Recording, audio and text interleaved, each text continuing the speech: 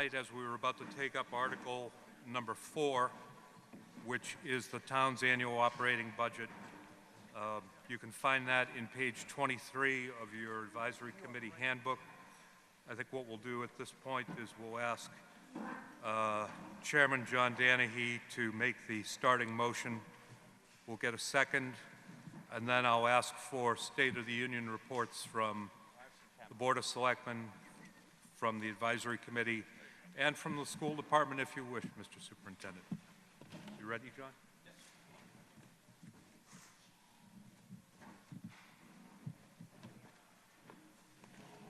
On the motion, Chairman Danahy. Good evening.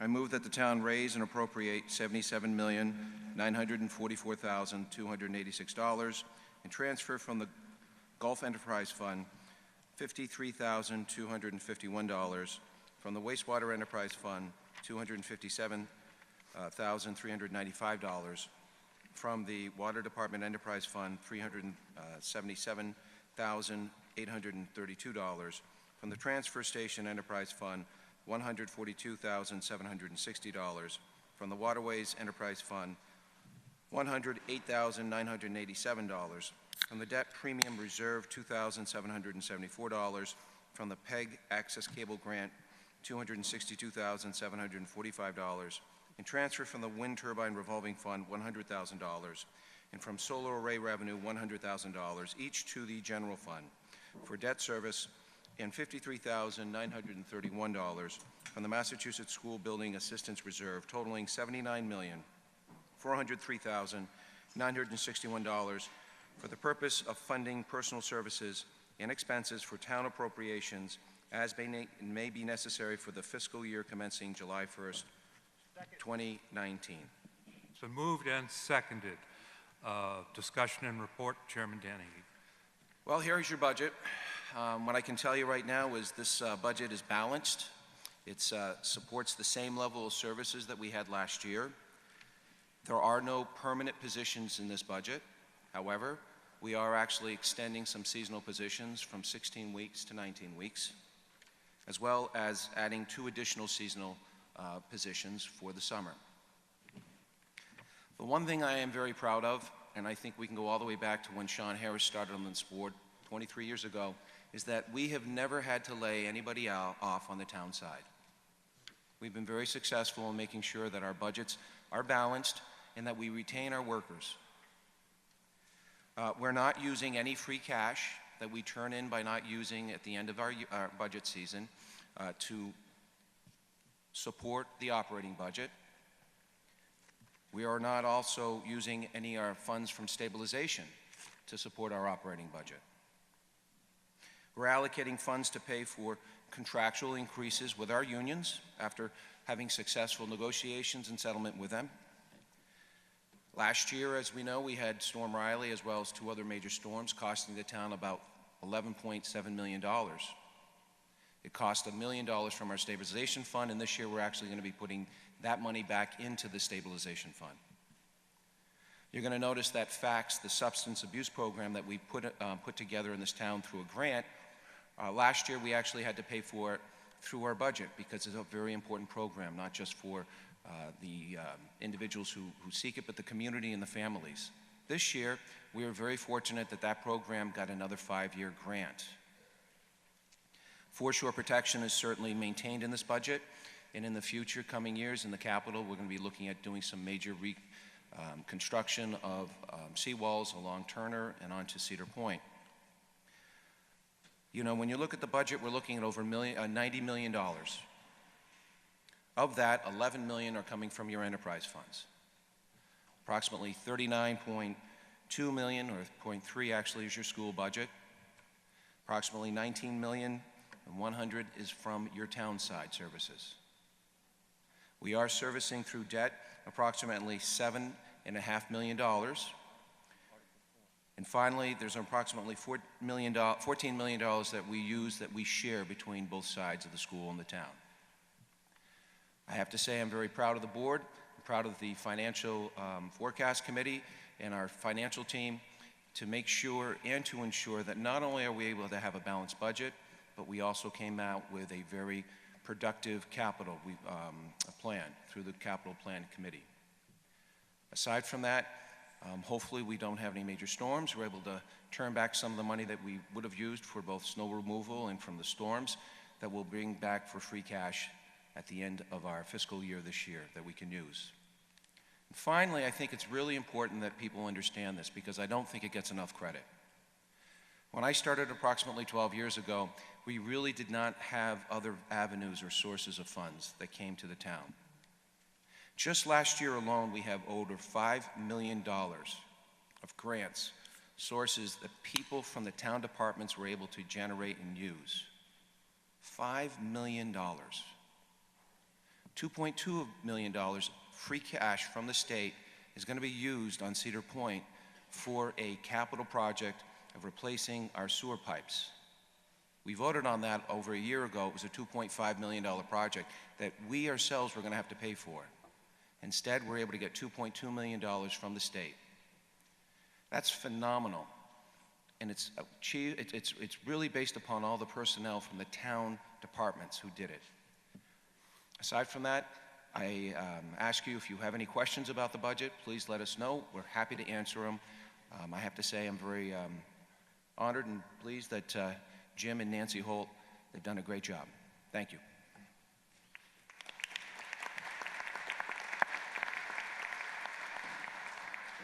From the Advisory Committee, Chairman Heineman. Thank you, Mr. Moderator, and thank you everyone for returning. While there are fewer of us, I would actually argue that this exercise in self-government, this article is the most important, if not one of the most important before this body, so I appreciate everyone coming back to consider this $79.4 million budget for our town. As Chairman Danahy mentioned, this budget is largely balanced. There are some reductions from what department heads had originally requested of the town administrator. I'll touch on that briefly later, but for the most part, it is in fact a level of services that we're experiencing in this current fiscal year 19. One other thing I would mention is that one of the major cost drivers for this budget are fixed costs over which the town has little to no control.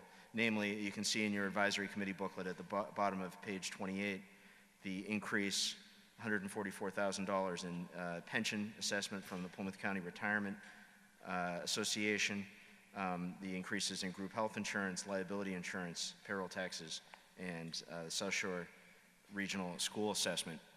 Nevertheless, as Chairman Danahy mentioned, the costs overall were kept in check because of some of the grants and some of the other cost savings that were looked at. In fact, the recommended budget from the selectmen and from the advisory committee is $79.4 million less, only slightly more than what it was in fiscal year 19. As Chairman Danahy mentioned, free cash, which is a significant stabilizing force for the town's finances, was not used in the balancing of this budget. There was concern from a minority member, from a minority of the advisory committee of, as I mentioned, cuts in particular to the facilities budget and the public grounds expenses within the Department of Public Works from what was originally requested from the department heads. The town administrator, and this is appreciated, made some adjustments when additional revenues were identified, when additional funding sources were identified to put back some of those funds. Nevertheless, it's certainly an area of concern going forward into fiscal year 20. While the minority member, there's a minority on the advisory committee that had this concern about having a lesser amount for facilities and for public grounds for Department of Public Works than was originally requested. Nevertheless, there was overall the desire not to use free cash, which would have essentially been the only other source to fund this. So in the end, there's $314,000 $314,000 left in free cash, and the overall concern was we didn't want to use any of that because it was already limited. So with that said, the advisory committee unanimously did, at the end, vote to support the passage of this budget as presented in your advisory committee booklet. The one final point I'd say is on page 13 of your booklet. This is something that was included in the booklet last year with the great help of our finance director, Nancy Holt.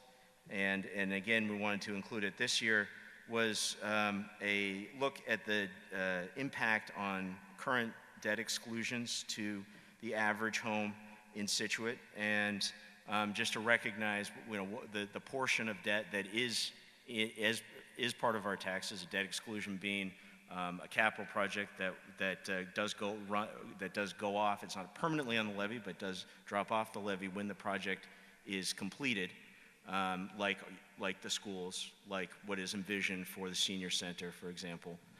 So I think that's an important one last factor to keep in mind as you're considering the overall budget. The debt service is going down, but it's still, you know, a significant portion. It's something to keep in mind when you're considering the approval or non-approval of capital projects that involve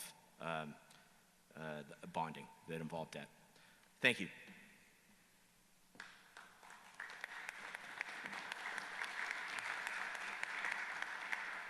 Superintendent of Schools Griffin. Hi, good evening, everyone. My name is Ron Griffin, Superintendent of Schools. On behalf of our entire faculty and staff, I appreciate you giving a few minutes to me to share some highlights of the year in our school department with all of you as we work on our second night of town meeting. I'll be brief with our remarks, but I'll preface them by saying if there's ever a question you've got or you want to learn more about what's going on in our schools, please feel free to reach out. I love talking about our schools and the education that goes on there every day. Last year when I gave my remarks, I ended with a preview of our strategic plan, our next 5 years, the vision for where we want to bring our schools now and into the future.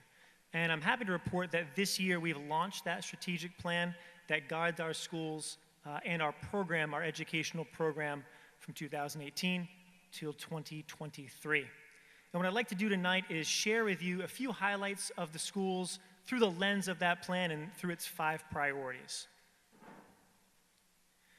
The reason we build a strategic plan for our school district is because for the 3,015 children that are educated here in Scituate Public Schools, it's a longitudinal path. We talk about our mission to graduate students who end up going out into the world and doing good and having a positive impact. And that graduation, that path to that place doesn't start in high school, it starts in preschool. And it takes the work of 515 educators and staff, from our teachers and leaders, to bus drivers, to our secretarial staff, to our lunch staff, all working with our students from preschool right through till high school. And what I share with you today through our 5 priorities is interwoven in the budget that you have before you for the school department. Our first priority is the idea of innovative curriculum. Our incoming kindergartners are the graduating class of 2032. 2032.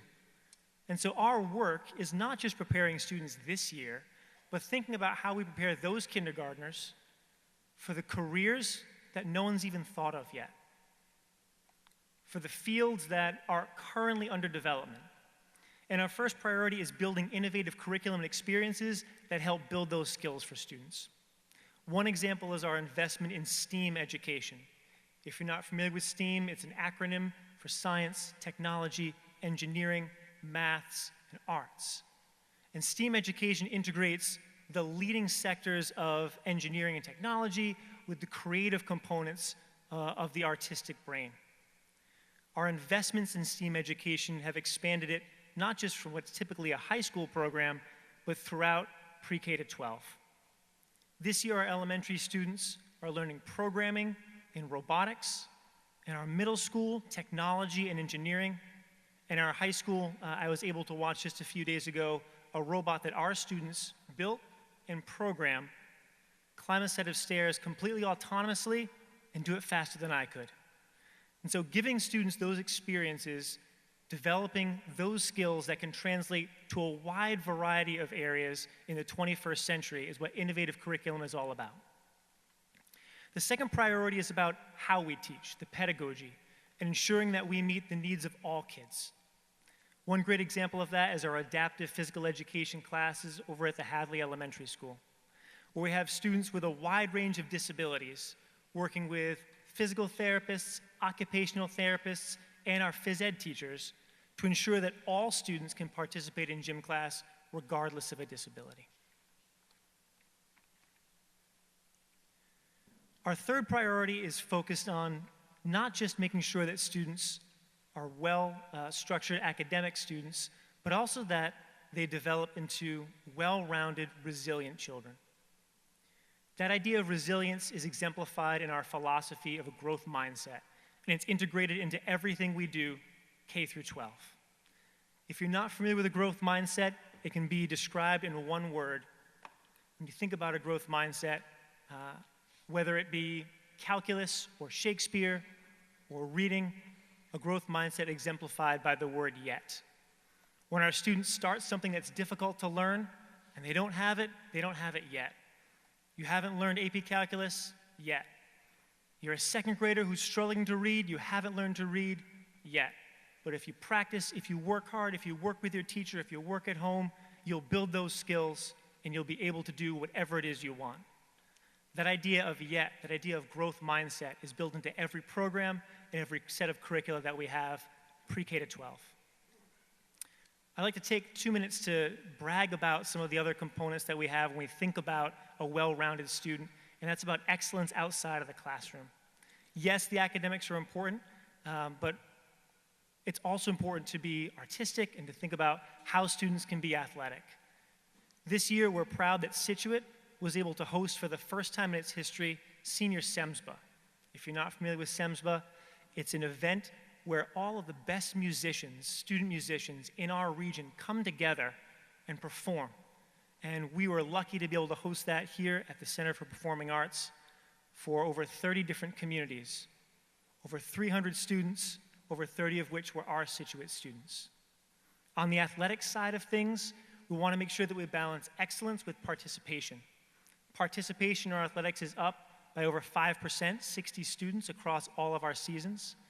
And we're proud of our athletic teams this year, including boys and girls soccer, as well as girls field hockey, all of whom who won their division. And of course, congratulations again to the Scituate High School football team as state champions. So that balance of opportunity and excellence is important in developing well-rounded students, and it's integrated into our budget.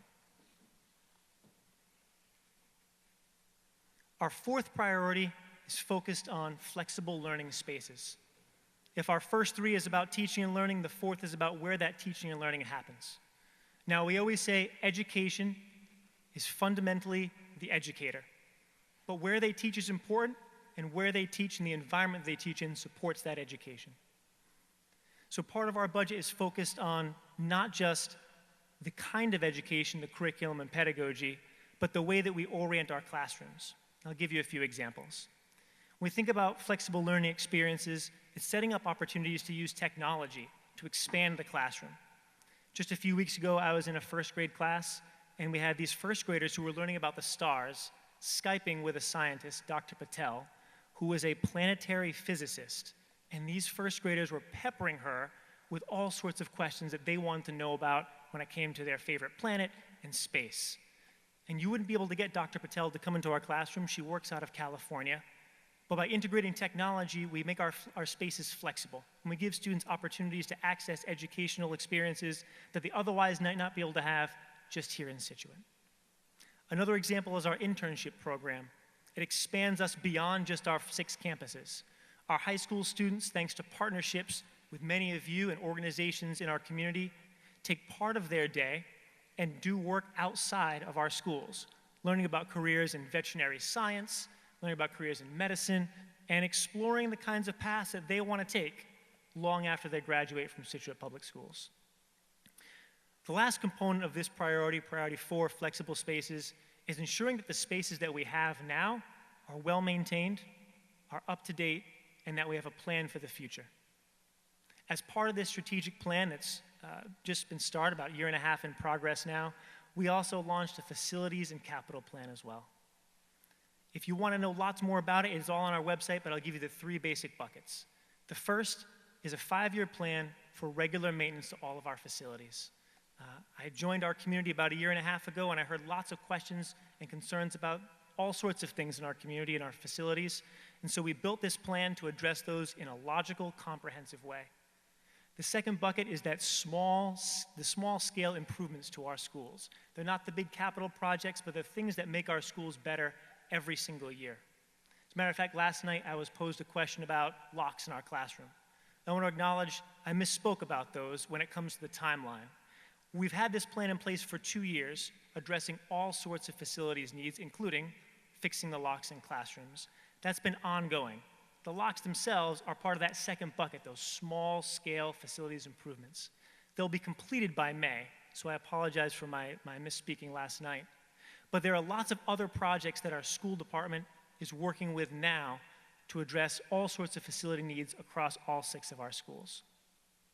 The final bucket in that facilities plan and that project plan outlines the kinds of steps that we want to take as a school department to address the long-term needs in our schools. Hatherley and Cushing are 2 elementary schools that I hear a lot of questions about. They're 2 of our older elementary schools, and they need a lot of attention. And so as part of that plan, we did a comprehensive analysis of those 2 schools, as well as some others, and took that data to set a statement of interest to the Massachusetts School Building Authority. It's just the first step in a multi-year process to help address the long-term facilities needs at the Cushing and Hadley Elementary School. It's a starting place, but you've got to start somewhere. Stay tuned, December 2019, we hear back from that institution about a potential partnership and support from them, and I'll keep this community posted on that work. Our final priority is a focus on local to global partnerships. In 2019, the world has become an increasingly globalized society. It's a complex place, and it's our job to prepare our students to be global citizens.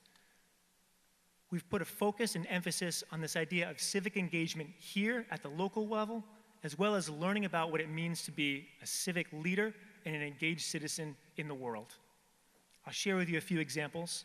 Our AP history students do a Get Out the Vote effort with all of our 18-year-old students so that they can become part of this, right? Some of the oldest democratic processes in the world. At the state level, our middle school students work with Project 351, where students from around the state work together to do civil projects and service projects that support community members and students around the state. At the international level, as I speak, we have students from our high school participating in a Spanish exchange program.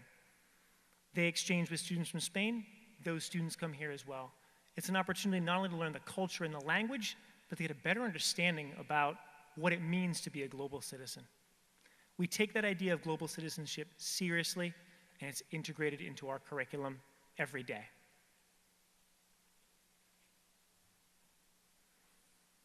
When I think about those 5 priorities, it's a big task, and it's a big vision for our school district, but we've already taken some steps in the right direction, and we've already begun to lead the way in teaching and learning.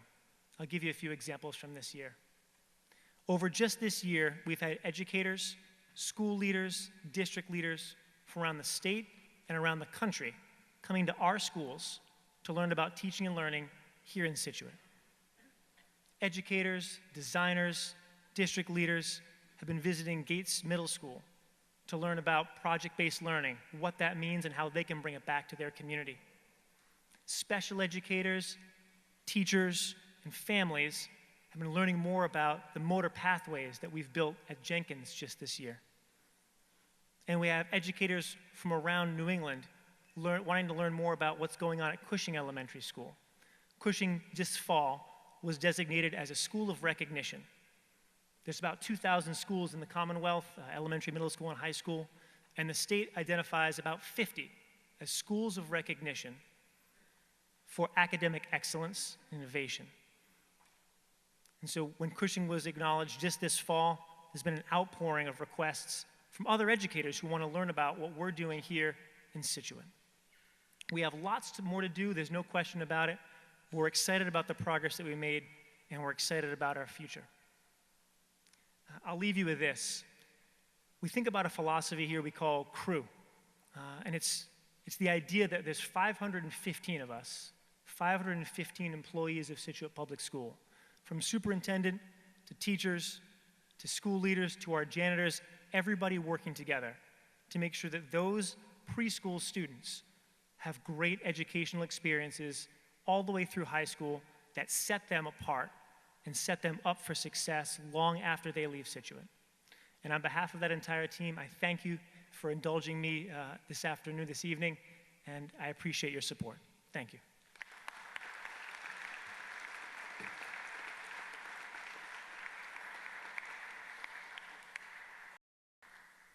There's a motion on the floor, and there's been a second. There have been reports offered. The next order of business will be for us to go through the line items of the budget, which begin on page 23 of your report. I'll read off the number for each departmental heading. If you wish to discuss any matter within that departmental heading, when I call the department number, please say in a loud voice, "Hold." We will go through all of the budget line item overall headings, looking for holds. At the end of that process, we will vote on all the unheld items without discussion, and then we will return to the individual held items for further inquiry. So I'll begin.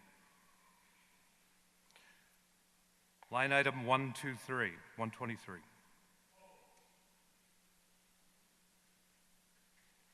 Hold. 131. 135. 141. 145. 155. 158. 159. 161. 171. 175. 176. 182. 241. 192. 210. 220. 230. 295. 300. 300 is held. 310. 400. 410. 410 is held. 423. 424. 424 is held. 510. 510 is held. 541. 543. 549. 610. 630. 650. 691. 720. 911. 912.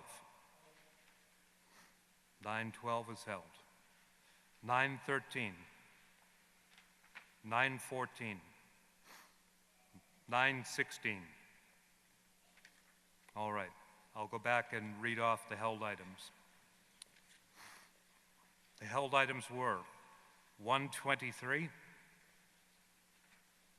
300,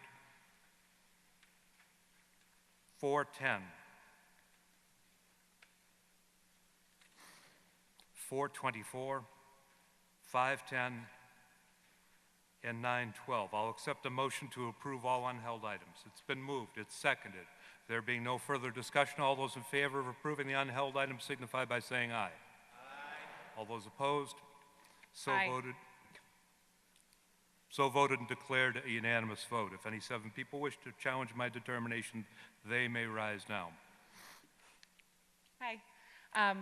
You're out of order. You can't interrupt a vote.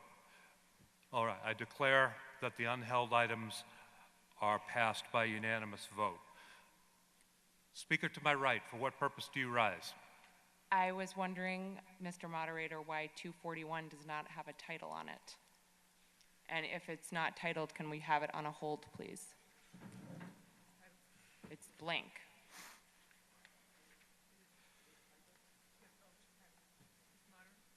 Yes, please.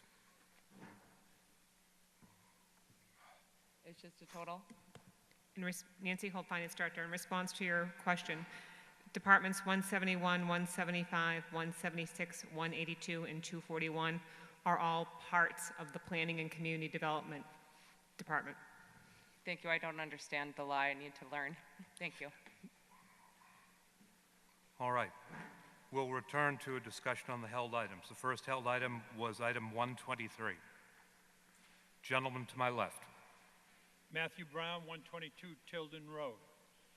I offer a resolution which you have at your desk I gave you last night. I would like to offer a resolution that asks this meeting to require the selectmen to direct the town administrator to present in the warrant for the next town meeting and also on the town's website for informational purposes, a list of every building that the town owns and the selectmen's plans for them. Precisely, for each building, a timeline explaining the estimated condition of each building and whether the selectmen plan to, 1, leave the building as it is, 2, partially repair it, 3, completely repair it, 4, tear it down, 5, or sell it, and approximately when they plan to do these things. We have the resolution. Is there a second? Okay, it's been moved and seconded as a resolution. Yes, go ahead, ask your question. Mr. Brown, your resolution says for the next town meeting. Is that for the next annual town meeting? Let's make it the next annual town meeting. Because there's no way I'd have it for May, sorry. I understand. Madam Clerk, would you That's write not in in the writing, official you'll have to put copy, annual town meeting? We do have a copy of this for our records. This is a resolution. Resolutions are expressions of opinion. We typically entertain only limited debate on them, but if anyone wishes to make a statement in furtherance of Mr. Brown's resolution or against it, you may do so now. I'd like to say a few words. Please. As you know, according to the town's charter since 2003, the selectmen are responsible for the maintenance of all town-owned buildings. And as you probably also know, that in recent years, many of these buildings have fallen into disrepair. Now, I understand that the building maintenance is not a glamorous item in the town budget, and it is tempting to defer needed maintenance so that the town budget has a minimal impact on taxes.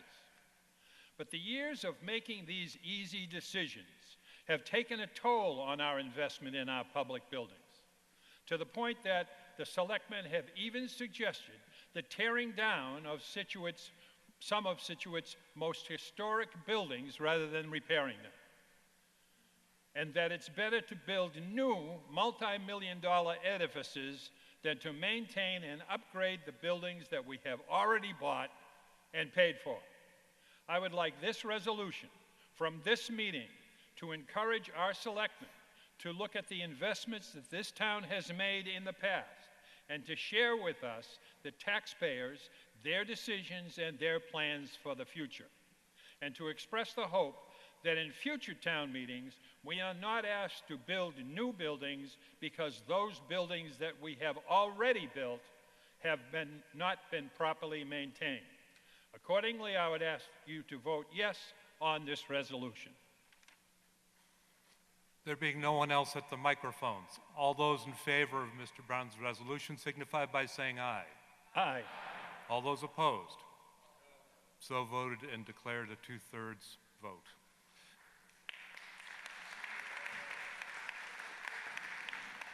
Does anyone else rise on item 123? All right, do I hear a motion to approve? It's been moved, seconded. There being no one else at the mics, all those in favor signify by saying aye. Aye. All those opposed? So voted and declared unanimous. The next item was number 300, School Committee. Gentleman to my left. Mr. Moderator, James Hunt, Manlot Road, North Scituate. It's just a math question. The school committee budget is slightly larger than the fiscal 19 appropriation. However, the advisory committee report lists that increase at 48.49%. I trust that is in fact an error. To answer the question, the town administrator. Sure, that is not the increase from year to year, that is the percentage of the total budget that the school department line represents. Very good. So just for public information, my modest STEAM abilities list this as a 3.6% increase over fiscal 2019. Thank you. There being no one else at the microphones, is there a motion to approve item 300? It's been moved, seconded. All those in favor signify by saying aye. Aye. All those opposed? So voted and declared unanimous. Next held item is 410, facilities. Gentleman to my left. Again, James Hunt, Manlout Road. Matt Brown's resolution is a tough act to follow. I didn't know that was happening.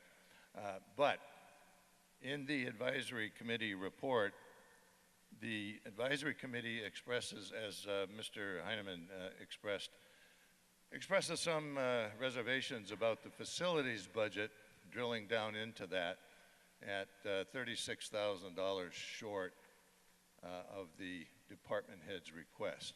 So I have two questions. One, from the advisory committee, what were your reservations specifically and how were they resolved? And question number two, for the facilities department head or his immediate superior, how do you intend to carry out the increased responsibilities with that kind of a budget shortage? To answer the question, Chairman Hyman. Thank you for the question. So again, let me reiterate what I said earlier. This was a minority view of the advisory committee, but I thought it was relevant, so I brought it up. I happened to share it, but it was indeed a minority, so I want to mention that. As far as what specifically the facilities department, how they might handle that, obviously would leave that to the town administration. The specific concerns, I apologize, I'm sure the facilities director, if he's willing to, able to, can speak to the specific reductions from what his request was to the town administrators. I don't have those specific reductions in front of me, but certainly he could speak to the specifics better than I could.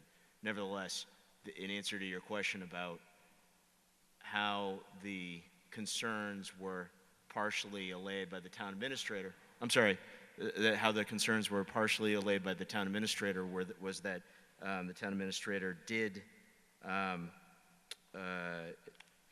there was not a restoration to these funds for facilities. There was for the Department of Public Works where there were reductions, but that there was a recognition that while these were cuts, and would probably have some impact on services, nevertheless, there isn't another funding source to cover this. The only other funding source that we could identify would be free cash, and I think it would be unwise to use more free cash than we're already envisioning. We only have $314,000 left. That's not a very significant amount when one looks at the entirety of the $79.4 million operating budget. So while, in my opinion, personally, the facilities budget is taking a cut, nevertheless, in the context of the overall budget, I'm not sure where else the funding would come from to make it. Does that answer your question? Well, I would amplify my question by making the statement that facilities maintenance has all of a sudden bubbled up onto the front burner. And I'm baffled why a modest $36,000 addition to the facilities maintenance budget would just be allowed to evaporate when it is such a critical issue as we see almost every day. So, but the advisory committee, as our advisors, are satisfied that the facilities budget is adequate? Is that what you're saying? You can nod. Mr. Heineman? Yes, you nodded yes, thank you. To answer the question as to why the town administrator. Sure. Kevin Kelly, our facilities director, unfortunately, he's on a medical leave, so he couldn't be here tonight. The reductions really in that line were for specific projects. So he had requested $15,000 for the maritime deck. That's covered by the Maritime Center budget. It does not need to come out of general fund revenue. He had requested $10,000 for some exterior door work on the public safety complex. That will be covered out of the public safety complex line item for their project that is currently going on. He requested a significant amount of money to do a lot of work on the senior center, the current senior center, that we are not going to invest in that at this point until we take a vote next month to determine whether or not we're going to keep that building. So those were the reductions. They were specific projects that were either funded through other mechanisms or we were going to defer until a decision was made on the future use of that building. And that's a perfectly logical explanation, Ron. Now I'm curious why the advisory board could not answer that specific question. I mean, I would love to have additional money to put into the facilities maintenance budget. As Mr. Brown mentioned, we have a lot of facilities that need a lot of maintenance, but those needs have to be balanced with the rest of the needs of the town. So Kevin does an amazing job stretching dollars to cover these buildings, and he will do the maintenance that he will do and keep doing it. So we've also spent, just so people know, we've spent about $2 million in Green Communities grants on upgrades to our buildings, our HVAC, and all those building envelopes. So we've been putting a lot of money into the buildings recently. So we're using other funds, other sources to do some of that work, particularly Green Communities.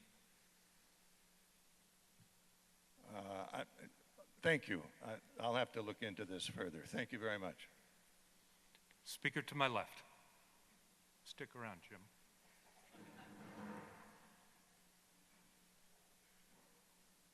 Sir. Matt Brown, 122 Tilden Road. This is an example of what we've been going through for the past 20, 22 years. We decide we're going to build a, let's say, senior center.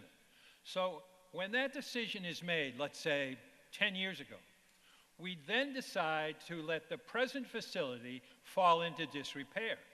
So when we ask for a senior center, one of the arguments is, well, the present senior center is in terrible shape. We decide a long time ago that the gate school, the old gate school, is not sufficient for our needs, so we stop repairing it. And sure enough, 10 years from then, people say, oh, we've got to tear down the gate school because it's in terrible shape. And they're right. It's in terrible shape. And it's in terrible shape because they let that happen. And they're right. The present senior center is not in great shape because they let that happen. And we have Pier 44, a beautiful building on the outside as it faces the street, but as you see from the other side, it's all plywood. It's falling apart. And so we say, why can't you use that facility as part of the senior center? They say, oh, it's in terrible shape. It won't be able to do it. It won't be able to do it because of the design of the selectmen.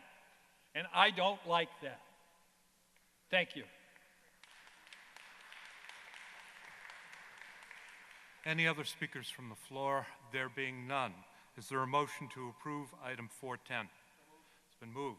Seconded. All those in favor signify by saying aye. Aye. All those opposed? So voted and declared passed by a majority vote. The next item is 424, streetlights and beacons. Gentleman at the center mic. Bernie Westerveld, 12 Harborview Road. Sir. Streetlights, purchase of services. Might I ask what services were purchased? Town administrator to answer the question. Electricity. Wasn't that going to be covered by the solar panels? No, we don't cover all our electricity needs with solar panels. We cover some of our buildings, but not all the energy needs of the town are covered by the solar panels and the windmill. Streetlights are not. So we have to buy electricity for those. Thank you. Is there any other discussion on 424?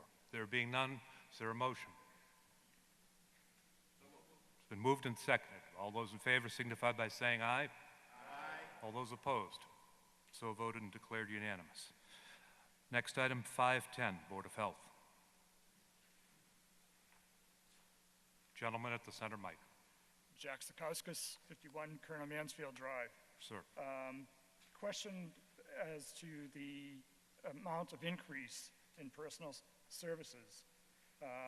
We're saying that there isn't any permanent adds to staff to any of the areas, but yet in this particular area, we're increasing the budget by 8.7%. Just wondering if you can expand upon that, please. Town Administrator. Sure, that increase is twofold. We settled our union contracts this year. There's 3 years of increases for the union employees in that line, going from last year to next year. We also, our health director left, and we advertised for a new health director, and we received basically 0 qualified applicants. So we went back and we reclassified that position, upgraded the salary for the health director, and I'm pleased to say our new health director is sitting right here in the second row, Mr. Andrew Shealy, who comes to us from the city of Quincy. And he is also a Scituate resident, so we're very pleased to have Drew on board, but we had to upgrade that position significantly just to be able to fill that vacancy. Thank you. Is there a motion? It's been moved to approve Board of Health 510. All those in favor signify by saying aye. All those opposed? So voted and declared unanimously passed. Next held item was 912, workers' compensation. Gentleman at the center mic. Bradford Merritt, 493 Country Way. Sir. I just need some clarification on the wording on that line item. Does that represent direct payments to employees who are disabled, or should it be more probably worded as workers' compensation insurance cost? Town Administrator. Sure, the town of Scituate is self-insured for workers' compensation, so that is where we pay the medical costs of employees who are injured on the job, and their health insurance doesn't cover that. We cover it through workers' compensation. Okay, thank you. There being no one else at the mics, is there a motion to approve? It's been moved and seconded. All those in favor signify by saying aye. All those opposed? So voted and declared unanimous. That completes action on the budget. I'm going to ask for, I'll call it an overall reconciliation vote. All those in favor of the motion offered by Chairman Danahy at the beginning of the discussion signify by saying aye. Aye. All those opposed? So voted and declared unanimous. The next article is number 5. On the motion, Selectman Harris.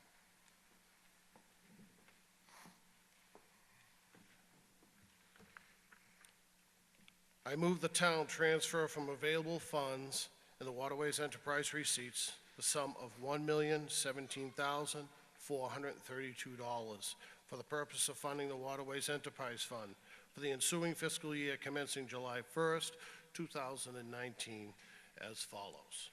Personnel services, $410,100. Other expenses, $607,332. It's been moved. Is there a second? Moved and seconded. Discussion. Selectman Harris. For those of you that use the harbor and waterways already know how fortunate we are to have a very professional and dedicated staff of employees, not only employees, but as well as volunteers from our Waterways Committee. Some are here tonight. Serving as liaison from the Waterways, I'm here to report to you that they appreciate the support the town has given them over the years. And I'd like to give you a quick update of some of the projects to date. As many of you know, it's been some time now, but the purchase of Young's Boatyard and the building of the Maritime Center, which, if you haven't been there, that is a small Taj Mahal. The upgrading and cleaning of the mooring list, some of the most heated meetings I've ever been to. They talk about moorings and people come out of the woodwork. They've had them for centuries, they don't want to give them up. And again, thanks to Steve, it took probably 3 harbor masters to clean that up. That was a tough job. Secondly, the Cole Parkway piling project. I think we approved that a year or so ago. The never-ending dredging projects. It seems like we talk about it all the time. It's an ongoing battle. It just seems to never end. And as many of you probably know, the purchase of the new emergency boat, which should be here next summer, and that's going to be something to see.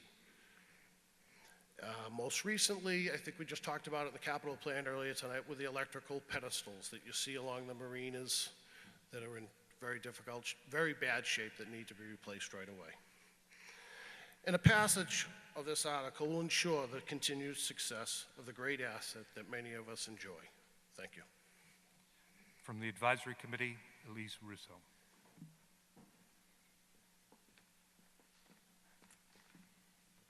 Thank you. The Advisory Committee recommended approval of this by a unanimous vote of 6 to none. It's pretty much level funded to fiscal year 19, and the revenues are expected to cover all of the expenditures. About 43% of the expenses are related to personnel, 17% to debt service. After the end of fiscal 20, it's expected that the retained earnings budget will still be at $162,000, which is reasonable. 2020 projects will include comprehensive dredge permit and replacement of the pump-out boat, as you saw in Article 3, which we approved last night. Thank you.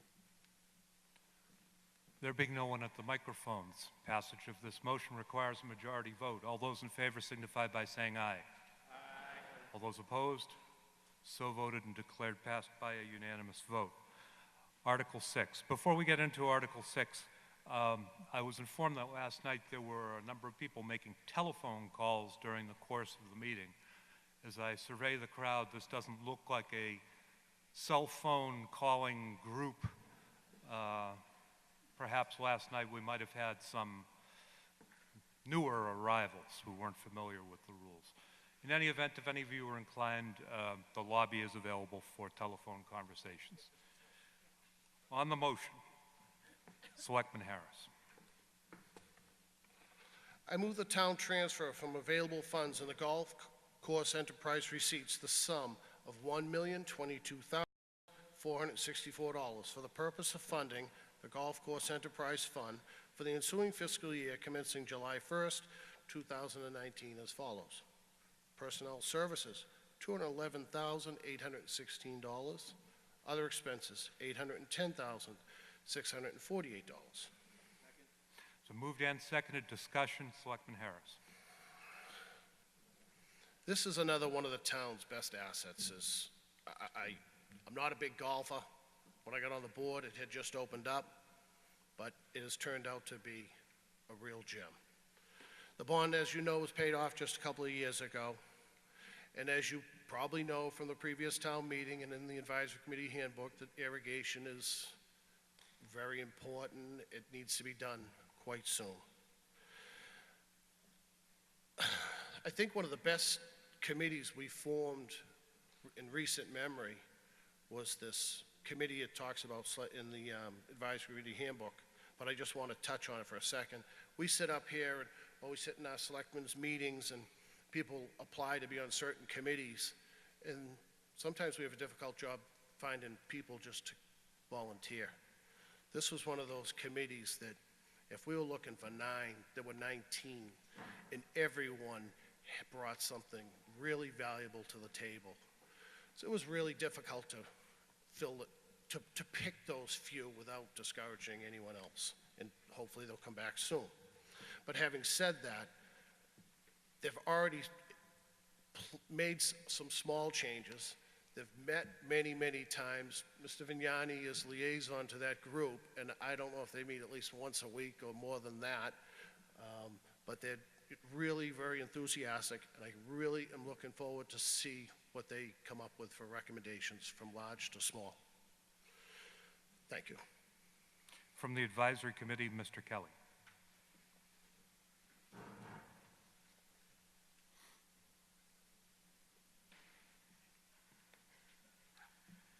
Thank you, Mr. Moderator. This is a relatively routine article. It involves the transfer of monies from the revenue generated by the Widows Walk Golf Course. There are no capital plan items in this year's budget. As Sean Harris stated, it's been 22 years since the grand opening of Widows Walk. The bonds have been paid off. but the golf course has not realized its potential yet. Like Sean, I am not a golfer. As a matter of fact, Bob Sanderson has got my photo on the do not play list. We are at a crossroads. We need to decide if we're going to invest in Widows Walk and make it a success like the Maritime Center, or whether we're going to choose to hire a third party to manage it for us. This is a tremendous asset for the town, even if you're not a golfer, and the advisory committee voted unanimously Speaker to my for left. it. Sir, I have a question. Am I to understand? please identify yourself, Mr. I'm sorry, Speaker. Matthew Brown, 122 Tilden Road. Thank you.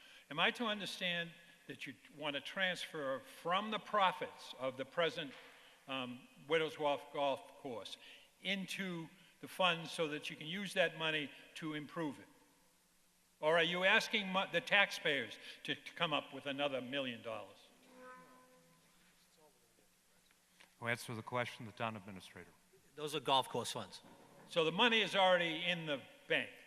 No, this is based upon the revenue that we anticipate and the money that we're going to generate as part of the golf course. So you're really looking for another loan? Well, we do that with all our budgets, Mr. Brown. The town doesn't have $77 million on hand July 1st to fund the whole town budget either. So we get our revenue, it comes in, we pay our bills as we go along. Okay, let me ask a question. It seems to me that if you've been in business for 22 years and you haven't been able to keep it up, you haven't been able to repair it, you haven't been able to invest your profits profitably so that the golf course doesn't improve and instead it doesn't reach its full potential, it seems to me that the golf course has been mismanaged. And I think the way to fix that is to find new management. Now, you mentioned that at the bottom of your comments. I think you left it out from your verbal comments, but it says, one of the things we might want to do is to construct a new clubhouse and outsource course management to an outside party with the financial resources to perform the required upgrades. And it seems to me that naturally that one of the reasons that this again has fallen into disrepair is you haven't charged enough. You haven't made a large enough profit so that you can pay for the improvements that you want. Now, I might be wrong about that. Am I correct? Which part? The part in which you don't have enough money to invest back into it. The town was paying off the bonds on those golf courses, so that's Yep. where the funding was going and paying the operating bills. Now that those bonds are paid off, and the committee is making several changes to how we charge, what we charge, and bringing in additional revenue, we anticipate that we will have sufficient funds to float additional revenue to do the work that's needed on the clubhouse and the grounds. So what you're saying is you're planning on borrowing more money, but taking another bond, paying that off over the next 22 years. Depending, again, what the finances of the golf course look like when we get there, yes, you would finance that through the golf course So it won't revenues. cost a nickel from the taxpayers of Scituate. It is not anticipated that we would have to go to the taxpayer. That's the way the fund is set up. Excellent. Thank you. There being no other speakers, all those in favor of the motion as presented signify by saying aye. All those opposed? So voted and declared unanimous. Article 7, on the motion, Selectman Harris. I move the town transfer from available funds, the wastewater sewer enterprise fund receipts, the sum of $2,876,306 and $253,001 from wastewater sewer retained earnings and $120,476 from raise and appropriate totaling $3,249,783 for the purpose of funding wastewater sewer treatment plant operations and expenses for the ensuing fiscal year commencing July 1st, 2019 as follows. Personnel services, $568,283. Other expenses, $2,681,500. Been moved and seconded. Discussion, Selectman Harris. As everyone knows, there's a lot going on with our wastewater treatment system. We're currently working, repairing, and maintaining, Mr. Brown, our treatment facility to meet the demands the DEP sets.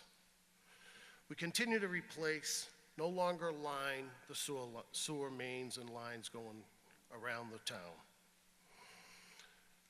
As many of you know, we're trying to regionalize. It was talked quite a little bit last night with North Scituate wheeling sewer through Cohasset and finally into Hull. In doing these things, we're trying to keep sewer rates down. But I think as it says in the advisory committee handbook, we're gonna have to raise rates. Thank you.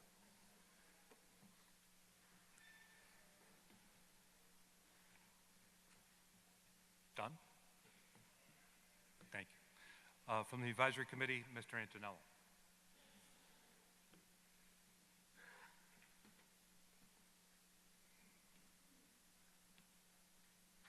Thank you, Mr. Harris.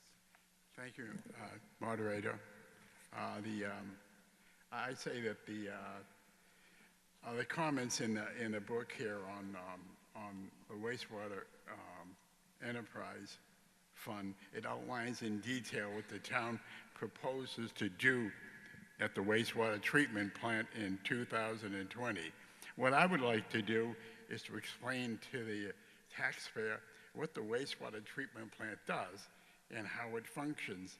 I know it's a smelly subject, but I think it's a very important one. For background information only, I was the first DPW director from 1975 to my retirement in 2007, and we made a couple of upgrades in the treatment plant.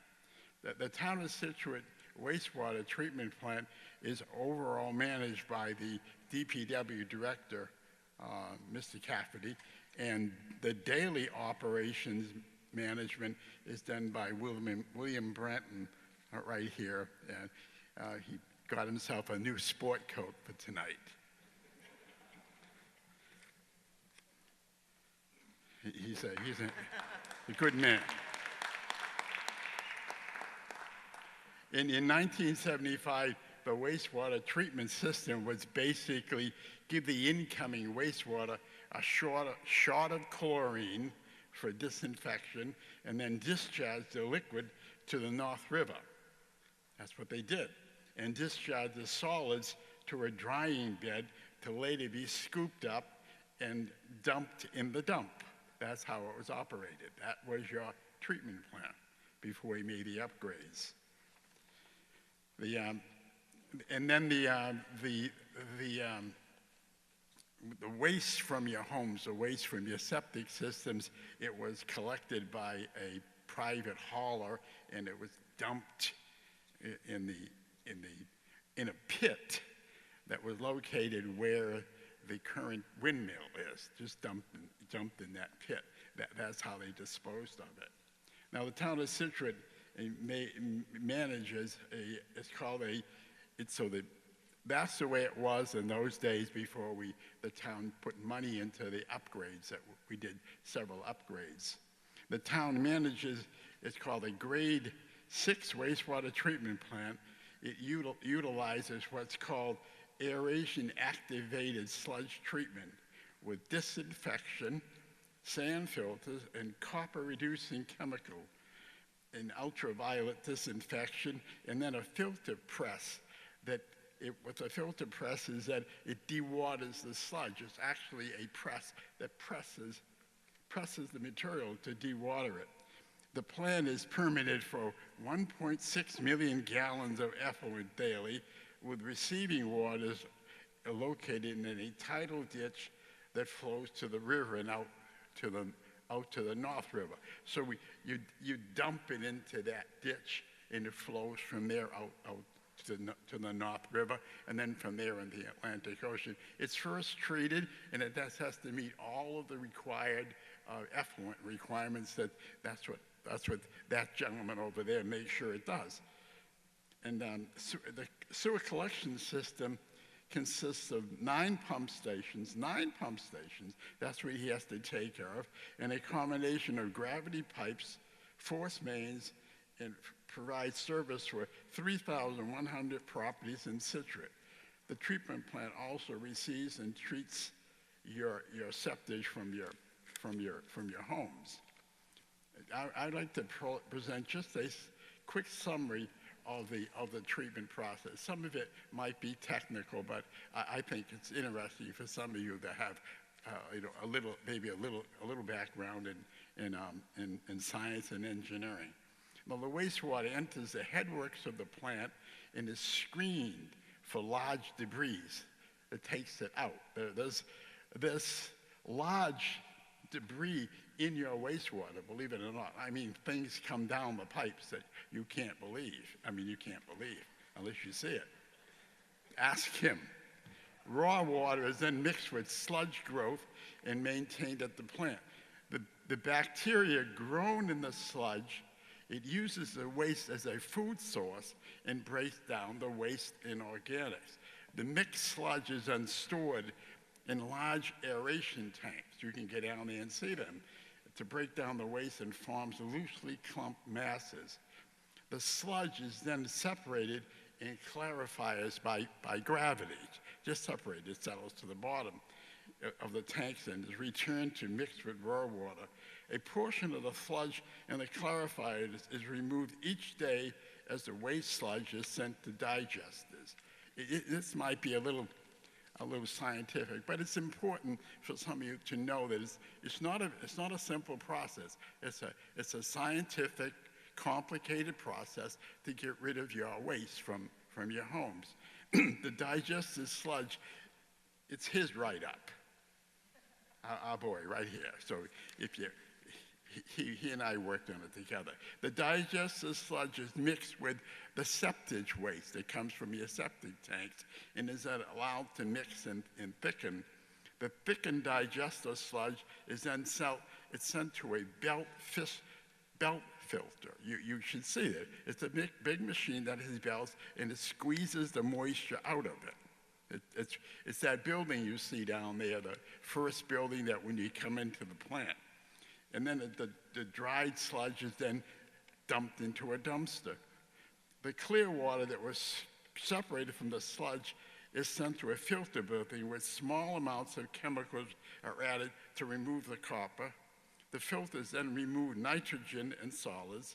Flows are passed to the disinfectant chamber to kill any remaining bacteria, and then the water is aerated to provide dissolved oxygen, which is important.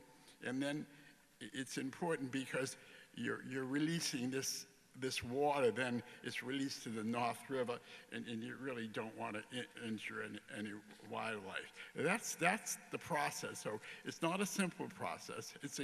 I know it's a smelly issue, but it's an important one to know that they do manage a very sophisticated treatment plant. So thank you very much.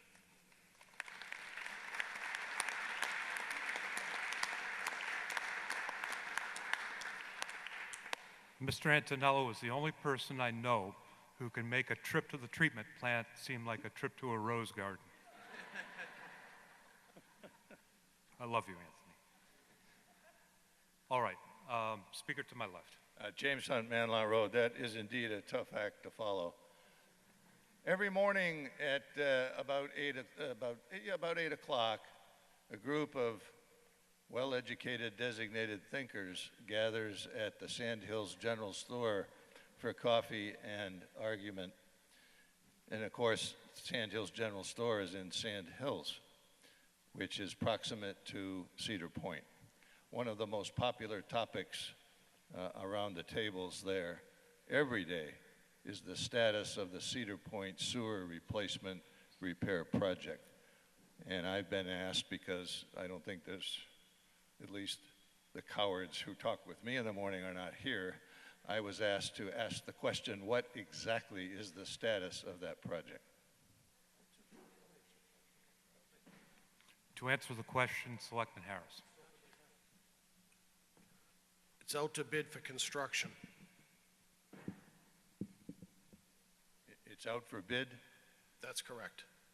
The bid documents are available? Yes. Okay, I checked this morning. I didn't see them on the Dodge.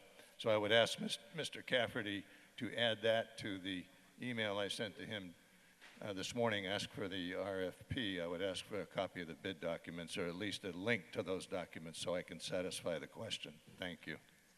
Can you check Combuys? Sorry? The publication Combuys.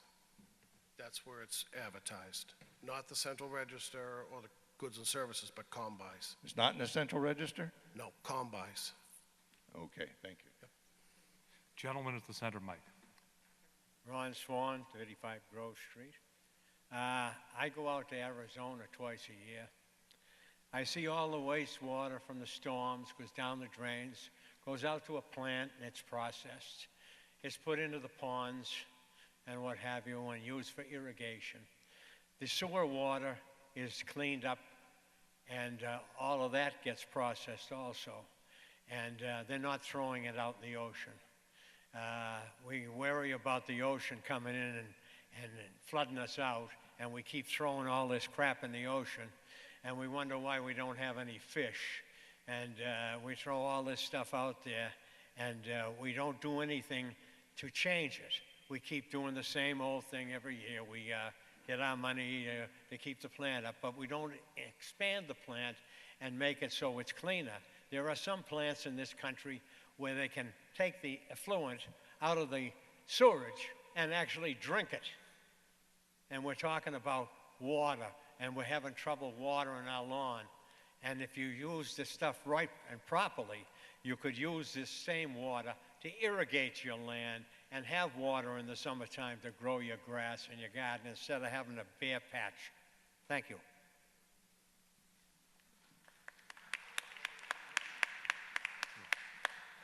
The man of the year to my right.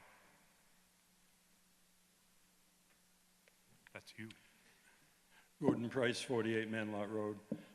Through you, Mr. Moderator, could we have an update on the I&I that was to take place on the Lighthouse Point, and what impact that is going to have if we can actually pull that off, how much infiltration it will be able to stop from going into the plant? If you, Kevin or Will might be able to answer a little more technical, but what the board was told is we're treating 40,000 gallons a day from Lighthouse Point. And they did this in the middle of the night. I wish I saw it, I didn't, but they put flow meters in when no one's using water. So that's something that we can hang our hat on.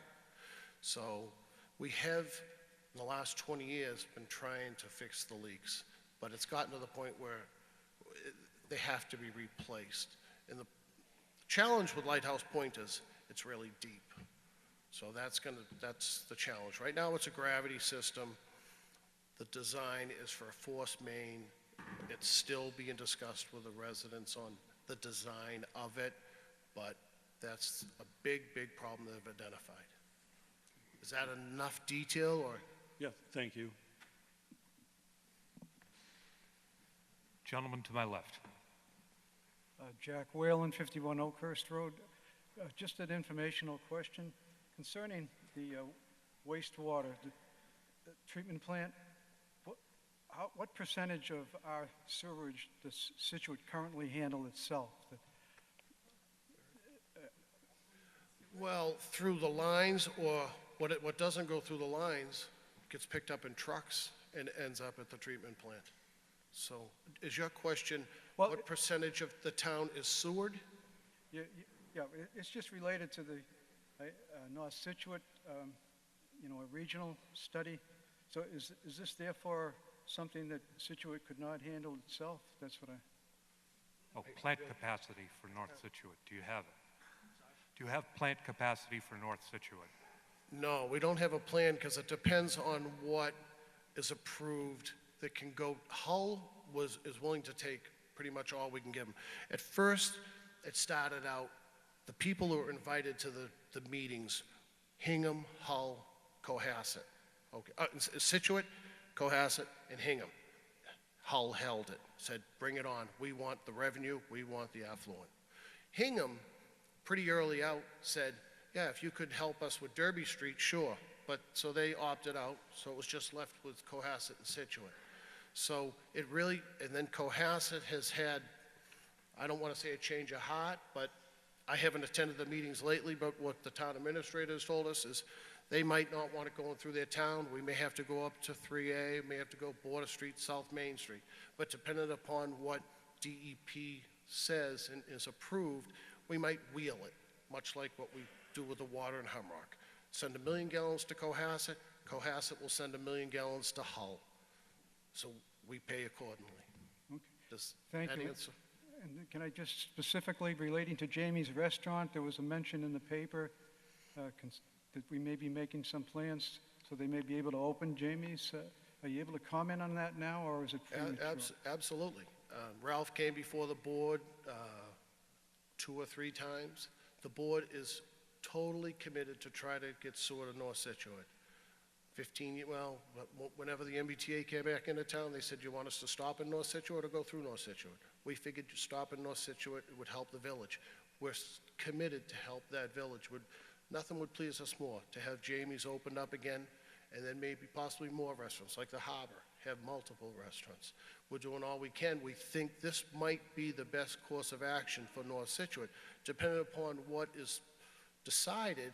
Yeah, and someone said it last night, will Sedgwick Drive get included? It might, we hope it does, but it all depends how much we can send north. Thank you very much. Yep. There being no one else at the microphones, this requires a majority vote for approval. All those in favor signify by saying aye. Aye. All those opposed? So voted and declared unanimous. And Sean, thank you for that explanation. That was very interesting. You're welcome. On the motion, Article 8, Selectman Harris. 8 or 9? Oh, no, pardon me. I made a mistake. Again, I heard somebody say. We did 8 in the consent agenda. The next one that we have is 9. So, Selectman Harris, Article 9.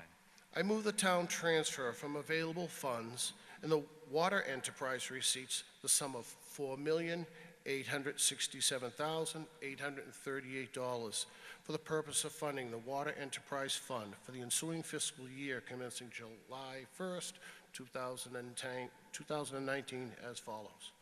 Personnel services, $1,098,445. Other expenses, $3,769,393. It's been moved and seconded. Discussion, Selectman Harris. As we heard last night, I had my notes all written up, and geez, there was a lot of discussion about this last night. And as you all know, there's a lot going on with our plant and with our pipes and so forth. Starting about 4 years ago, we started a very aggressive replacement project. That included 22 miles, about $22 million of replacement pipes. The spring and summer will finalize that 3rd phase. That's going to be down around the Oceanside Drive area.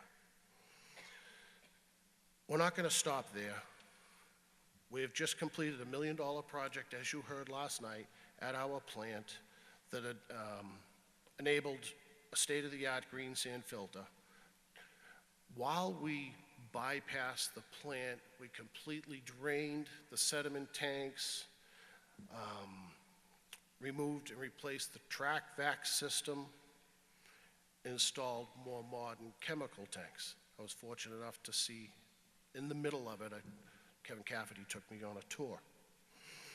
Another capital project in the process is designing a permanent green sand filter at one of our wells, which you heard some discussion about last night. That'll allow us to treat it at the head of the well and put it right into the system. We're still not done there. We'd like to accomplish redundancy in our plant. Our plant is a single stream. That's why we had to take it offline, put a temporary bypass green sand filter in. Ideally, what would be nice to have duplication. Shut one half of it down while we keep the other going. It's difficult. We have great little league field right next door, and there's not a lot of land around it. We're in the process of that study right now. Again, it was mentioned last night, which will tell us what direction we can go in. Thank you. From the Advisory Committee, Patrice Metro. Okay, thank you, Mr. Moderator. We've spoken a lot about water. We talked about the capital requests, and we approved a lot in last night's meeting.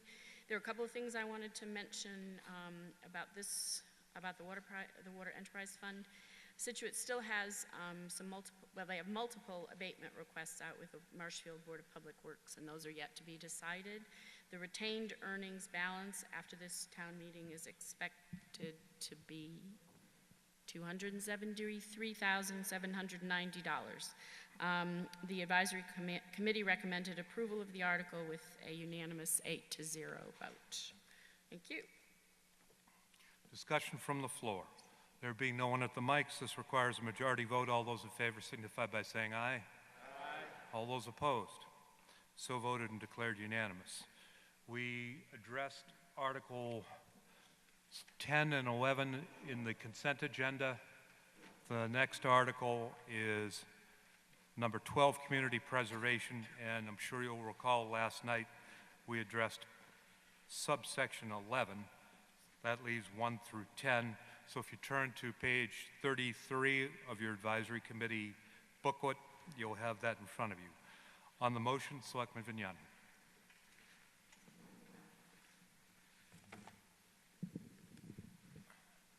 Thank you, Mr. Moderator. I move that the town hear and act on recommendations from the Community Preservation Committee, also known as CPC, on the fiscal year 2020 Community Preservation Budget, and pursuant to Mass General Laws, Chapter 44B, the Act, to appropriate and/or reserve the sums of money as indicated below to meet the administrative expenses and all other necessary and proper expenses of the CPC for fiscal year 2020, for the acquisition, creation, and preservation of open space, for the acquisition, creation, preservation, rehabilitation, and restoration of land for recreational use, for the acquisition, preservation, rehabilitation, restoration of historical resources, and for the creation, acquisition, preservation, and support of community housing.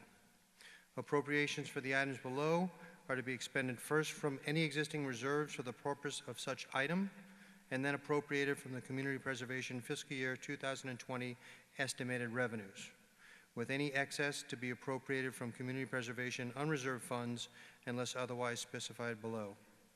All such sums appropriated are further to be expended subject to all in the terms and conditions of the applications regarding such projects filed with the CPC and the votes of the CPC regarding the approval of such items. Beginning with number 1, $196,636 from Community Preservation fiscal year 2020 estimated revenues to be reserved for the creation and support of community housing consistent with the Act. Number 2, $196,636 from the Community Preservation fiscal year 2020 estimated revenues to be reserved for the acquisition and preservation of historical resources consistent with the Act. Number 3, $196,636 from the Community Preservation fiscal year 2020 estimated revenues to be reserved for the acquisition and preservation of open space consistent with the Act. Number 4, $49,159 from the Community Preservation fiscal year 2020 estimated revenues for the administrative expense of the Community Preservation Committee. Number 5, $25,000 from the Community Preservation fiscal year 2020 estimated revenues to be reserved for the creation and support of community housing consistent with the Act. Number 6, $100,000 from Community Housing, the Affordable Housing Trust. Number 7, $81,000 for recreational purposes, Cole Parkway Bandstand and benches. Number 8, $4,400 for historical resources, the North River Shipyard Marker. Number 9, $17,500 for historical resources for the Mass Humane Society boathouse roof. And finally, number 10, $30,500 for historical resources for the Stockbridge grain chest and various documents. It's been moved. Is there a second? Discussion. Great. Well, as you all know, the Big Daddy got passed last night, and we have these 10 left. I'll quickly summarize them. The first 3 that I mentioned are all mandatory. 10% of our revenue has to go to these 3 buckets, which are housing, open space, and historical. The next one is just administrative expenses that the CPC committee can use for various things like consultants, appraisals, or any sort of legal thing regarding some project. There are 2 projects for about $125,000 that are affordable housing, going to that bucket. And then there are 3 projects for historical resources that are about $52,000, which are working on some projects at the restoration of a shipyard marker. The grist mill has a chest in there and some other documents, and then repairing the roof of the boathouse. And lastly, there's another one for $81,000 that's going to repair Cole Parkway and fix the bandstand out there.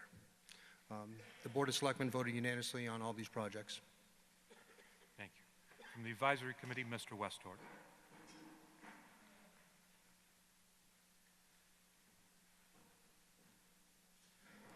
Thank you, Mr. Moderator. I'll make it short and sweet because we know the big one that everybody cared about was last night. So, I mean, I guess the Advisory Committee supported them. Tony spoke about them. The biggest write-ups are probably in your book. I mean, and if anybody has any breakdowns or real questions, you know, feel free. But advisory's behind us 100%. All right. Here's the way we're going to handle this. I'm going to ask you to have page 33 and thereafter in front of you. I'm going to read through, I'm going to call the numbers for each of the 10 items. If you wish to discuss any particular item, just say hold when I read the number. We'll vote on the unheld items, and then we'll circle back and address the held ones. So, item 1, no hold. Item 2, item 3, item 4, item 5, item 5 is held. Item 6, item 6 is held. Item 7, item 8, item 9, item 10, and 11 was voted last night. I'll accept a motion to approve items 1, 2, 3, 4, 7, 8, 9, and 10. It's been moved and seconded. All those in favor signify by saying aye. Aye. All those opposed? So voted and declared a unanimous vote. We now return to item number 5, $25,000. Gentleman at the center microphone. Bernie Westerveld, 12 Harborview Road. Sir. I couldn't help but notice that items 1 and item 5 cover the same, they both go to the community housing, consistent with the Act. And you want to know why? Yes, please.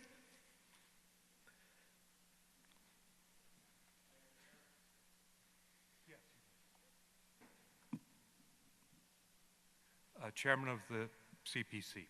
Go ahead. Okay. Gary Meyerson, Chairman of Community Preservation. Item 5 is a reconciliation item from the prior year. So we inadvertently, because we got so much extra money in for 2019, the state gave us more money. We needed to give more money to Affordable Housing Trust by $25,000. So it's really just a reconciliation item. That's all it is. Thank you. Okay. Thank you, Mr. Myers. Item number 6. Gordon Price, 48 Manlot Road. Through you, Mr. Moderator, is there somebody from the Affordable Housing Trust or a representative that could give us an update on what's happening with the Loshland Green housing project?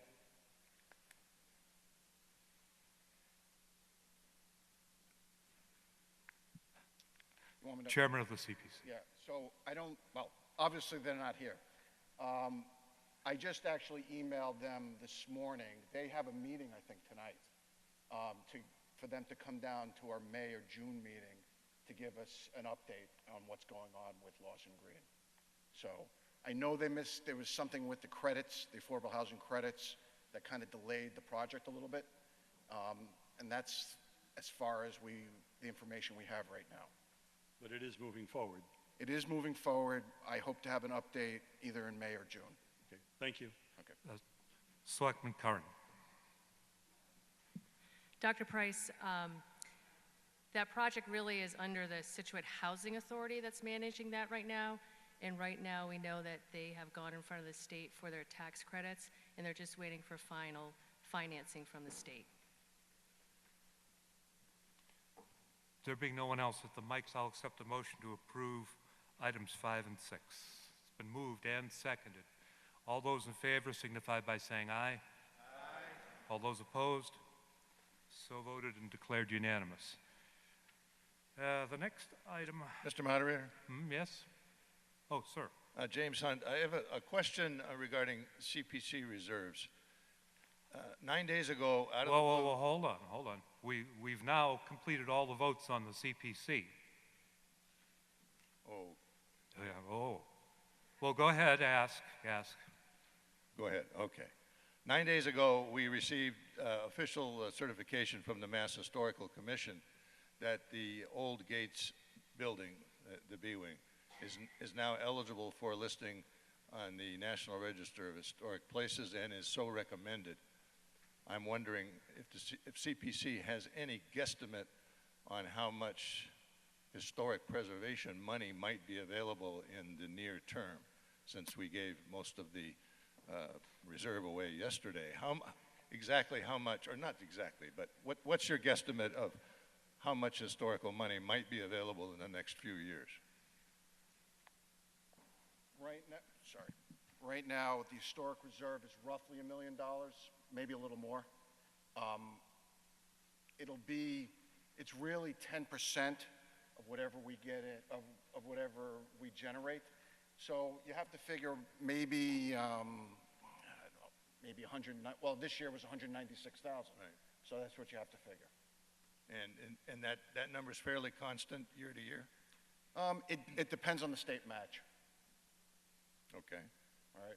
So it'll be roughly 135 to 150 every year. And then the state match, 10% of the state match would get added into it. Okay, that's a start. Thank you very much. And the rest of this discussion can be taken up at the next CPC meeting. So, Articles 13, 14, 15, 16, and 17 were addressed in the consent agenda. So by my reckoning, the next article is 18.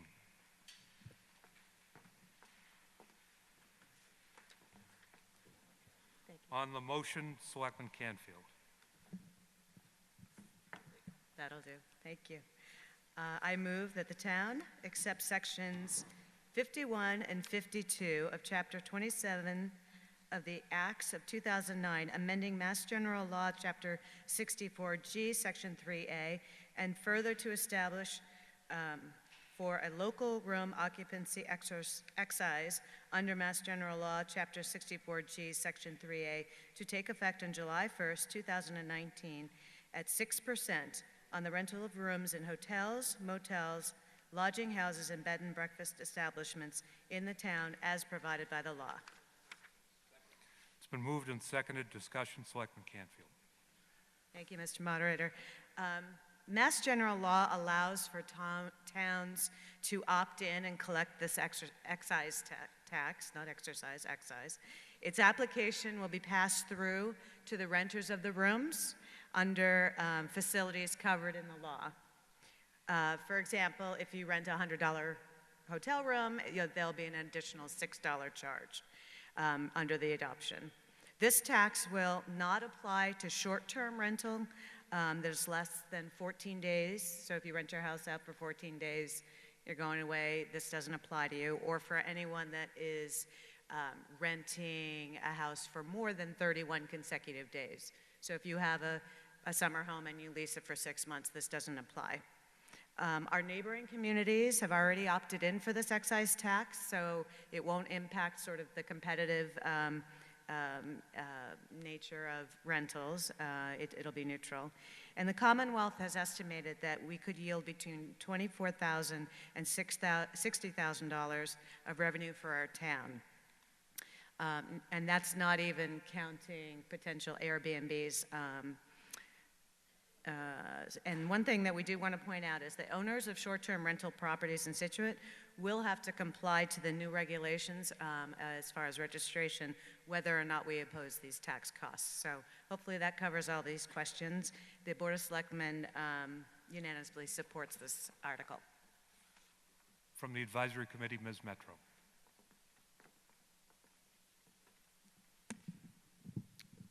Thank you, Mr. Moderator. I've just got a couple of points that we put in our comment to add to what the select person just said. Approximately 47% of communities have adopted this local option with annual disbursements of from $16.58 up to $4.2 million in Boston, and some local experience, which maybe is relevance to us. In fiscal 18, Cohasset received $13,673, and Marshfield received $9,205, and Hull received $196,800. The advisory board recommends approval with 6 votes in favor and 2 abstentions. Discussion from the floor. There being no one at the mics, approval of this motion requires a majority vote. All those in favor signify by saying aye. Aye. All those opposed? So voted and declared passed by a majority vote. By my reckoning, we did Articles 19 and 20 in the consent agenda, which would bring us to Article 21. On the motion, Selectman Canfield. Thank you, Mr. Moderator. I move that the town accept Blanchard Farms Lane as laid out by the Board of Selectmen as a public way and authorize the selectmen to take and accept by eminent domain easements for such public way and any, I can't say that word. You can leave that part out. Drainage are municipal services. It's been moved and seconded. Discussion, Selectman Canfield. The acceptance of this street has already received the approval of the Street Acceptance Committee and the Planning Board. It meets the town's requirements for town approval, and the Home Association will continue to be responsible for the non-street common areas within this development. The Board of Selectmen supports this article. From the Advisory Committee, Mr. Antonello.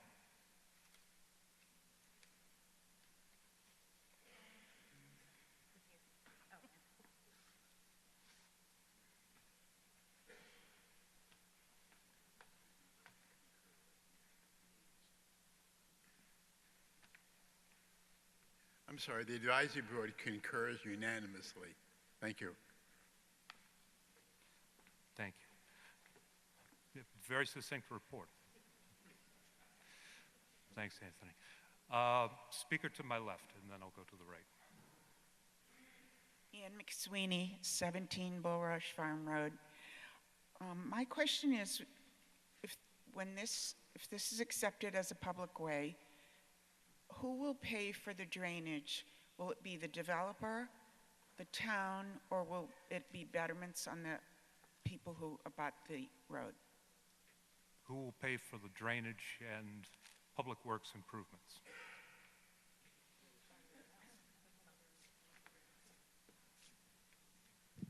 When the town takes as a public way, it's the responsibility of the town. The drainage basins and things like that will remain the responsibility of the homeowners. But the drainage under the road will belong to us. So it will all be provided by the homeowners and then the town will maintain it? I'm not... So the drainage that has to go in on this road, Right. is it being put in by the developer? Yes. Thank you. Yes, we are getting a completely built road that's all set and ready to go. Thank you. Speaker to my right. Hi, I'm Jennifer Kuhn, 20 Carey Litchfield Lane. I had a question. There was discussion at the Streets Committee meeting and also at the Board of Selectmen meeting about the condition of the handicap ramp at the top of the road. And I would ask the board or if we would consider having them repair that before we actually accepted as part of the town. So the handicap ramp is, So the not question is, complete. will we make the developer repair the handicap ramp before we complete the acceptance? Correct. And if we have to put it off to the next meeting or the next, then I would ask to do that.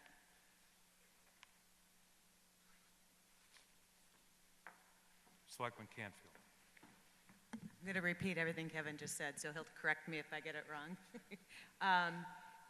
That, in order for a curb cut and a handicap accessibility be put into that, into that entrance, the proposal and the, would have to go through traffic advisory first and have to be looked at, and we'd have to put in a crosswalk. It's a process that has to be gone through, and in our discussion with the board, we didn't think that that was appropriate to hold up accepting the street, which met all the criteria as put out by the planning and the street acceptance, and that's a separate issue that could go through the process. So we voted that we should go forward with this and then revisit that at another time. So it was discussed that you wanted all new street acceptances to be properly handicapped accessible. Yes, And I'm I wondering believe why it was- we don't start now. Yeah, I think you were at that meeting, and Chairman Danahy was very strong in his start now? opinion that the board should support doing that going forward, that it's definitely beneficial to the town. But as the DPW chair has pointed out, there is a process for all of that, and the planning board obviously needs to be brought into that conversation. Okay, so the board did say that they wanted to move forward with having the handicap ramps accessible on any new street acceptances.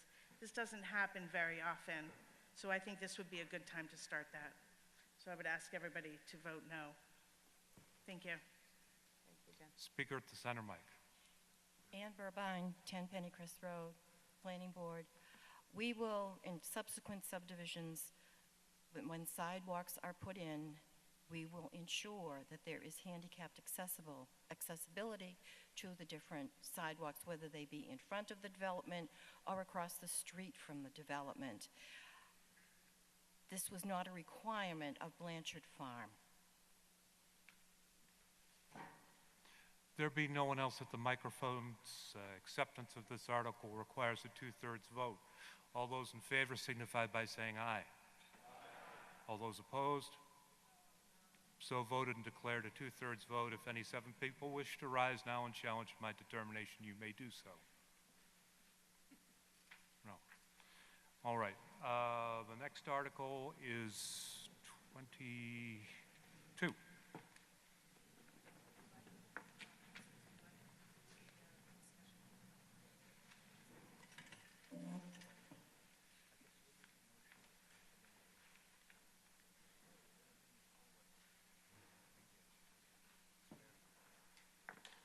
Okay, on the motion, Selectman Canfield.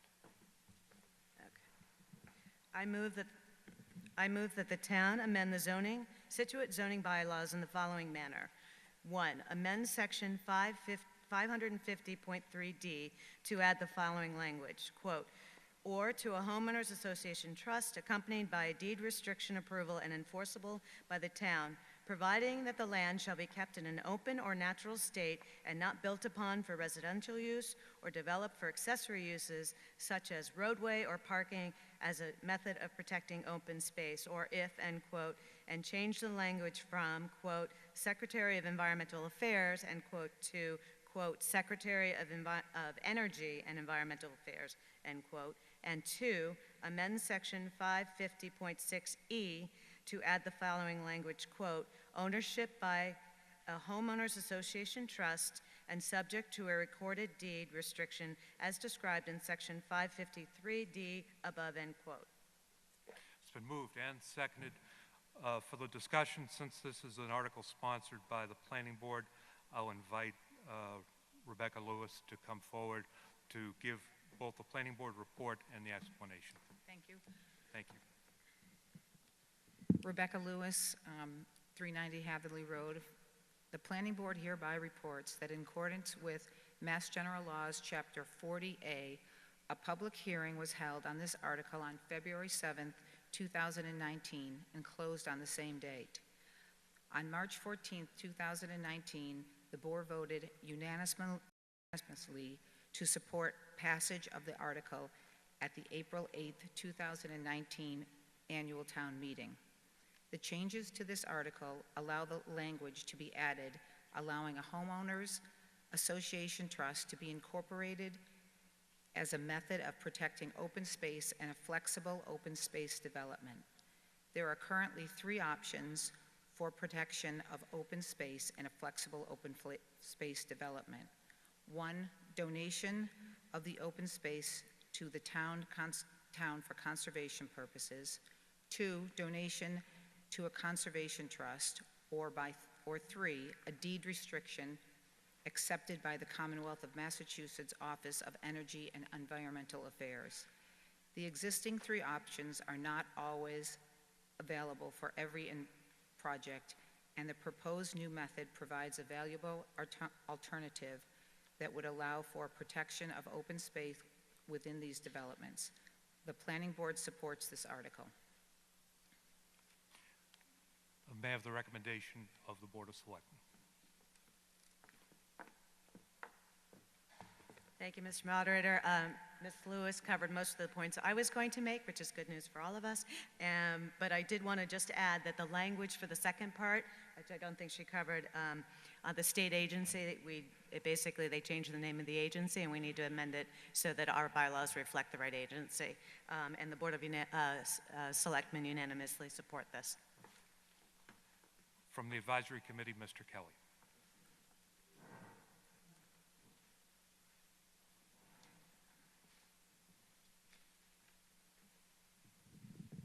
Thank you, Mr. Moderator. Thank you, Ms. Lewis and Selectwoman Cantwell. This is an amendment to the town bylaws. It gets pretty technical here. It was in the bylaws, it was taken out of the bylaws, and now we're putting it back into the bylaws. It allows a homeowners association trust to hold the transfer of open land. Another benefit of it is it becomes taxable and a tax revenue to the town. The advisory committee considered this and voted unanimously in favor, 8-0. And just for the record, Ms. Lewis has tendered the planning board report to the town clerk. Discussion from the floor. There being no one at the microphones, zoning amendments require a 2/3 vote for adoption. All those in favor signify by saying aye. Aye. All those opposed? So voted and declared, passed by unanimous vote. Next, Article 23. On the motion, Selectman Canfield. Oh, nope, it's not. It's Ms. Curran. Ah. My apologies. Sorry, Maura. Good evening. Thank you, Mr. Moderator. I move that the town amend the Scituate zoning bylaw and Scituate zoning map as written in the warrant. It's been moved, seconded. Discussion. Did you want the planning board to come first? Yes, I think that might be appropriate. Okay. Thank you, Selectman Curran. From the planning board to make a presentation and to offer the report, Ms. Burbine. Thank you, Mr. Moderator. The Planning Board hereby reports that in accordance with Mass General Laws, Chapter 40A, a public hearing was held on this article on February 28, 2019, and closed on the same date. On March 14, 2019, the board voted unanimously to support passage of the article at the April 8, 2019 annual town meeting. The changes to the zoning map and zoning bylaw will allow for development in the Greenbush Driftway area to follow the new zoning that will replace the existing Village Business Overlay District. Business and commercial zones in the Greenbush Driftway area. The new zoning has 7 sub-districts that will promote traditional development patterns and allow for mixed use, quality open spaces, complete streets, and a vibrant pedestrian environment in the area. The zoning is based on the Greenbush Driftway Vision Plan and included a series of public meetings that the Economic Development Commission and Planning Board held to receive public input. Existing zoning districts and overlay districts for water supply and environmental protection will be maintained. The Planning Board supports this article. And may we have the written report, please? Thank you. From the Board of Selectmen, Selectman Curran. Thank you, Mr. Moderator. As Mrs. Burbine explained, this change really just simplifies the zoning in the Greenbush area to create a new village center and a neighborhood district. We're excited for these changes. We think it'll simplify the whole process for developers in that area. And the Board of Selectmen unanimously support approval of this motion. From the Advisory Committee, Lincoln Heineman. Thank you, Mr. Moderator. As you can see in your Advisory Committee booklet, I think it's been discussed a little bit by Selectman Curran and Mrs. Burbine from the Planning Board.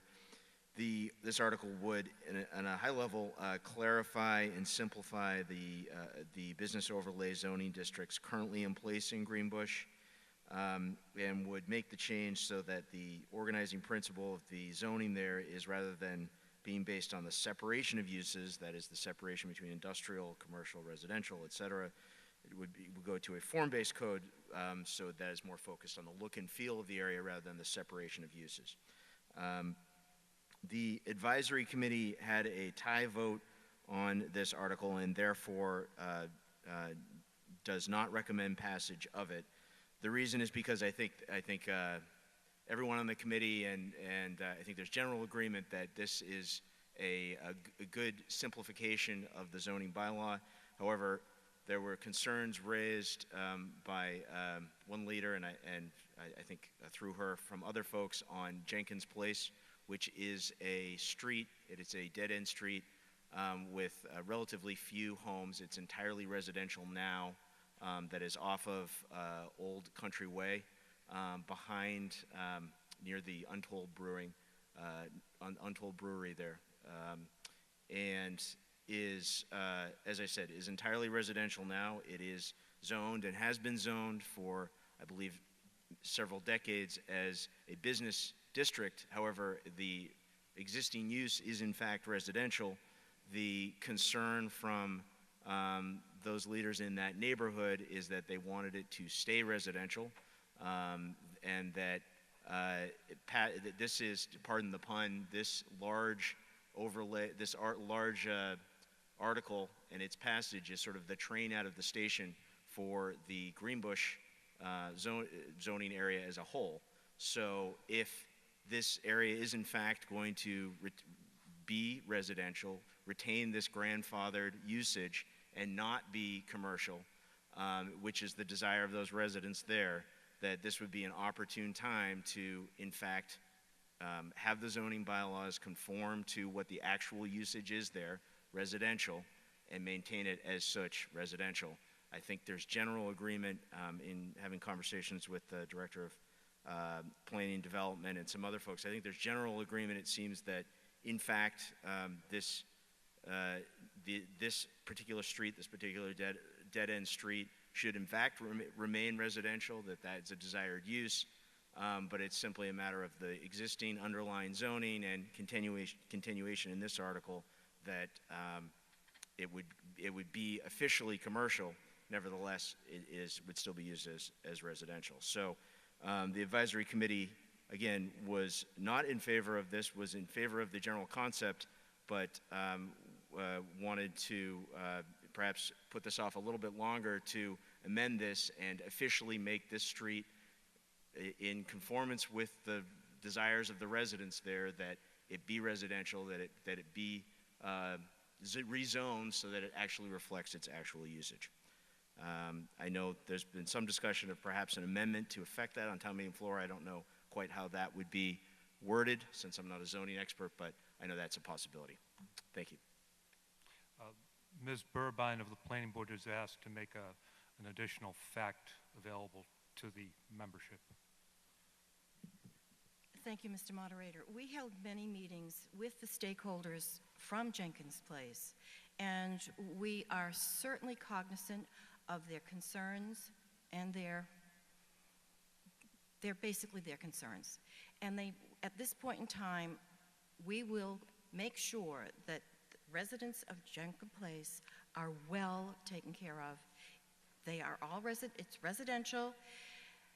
If at some point they gather together and would like to have a zoning change to go back to residential, they have been in the business district in Greenbush for decades. This is just a clarification, village overlay. If they don't want to play, they don't have to. It really is about the Driftway vision process. Thank you. All right. Discussion from the floor. Speaker to my, there was another speaker. She sat down. Sorry. Speaker to my left. James Hunt, Manlot Road. In 1988, Constantine Constantinides was the principal author of the original Planned Development District, which covered basically this area of town.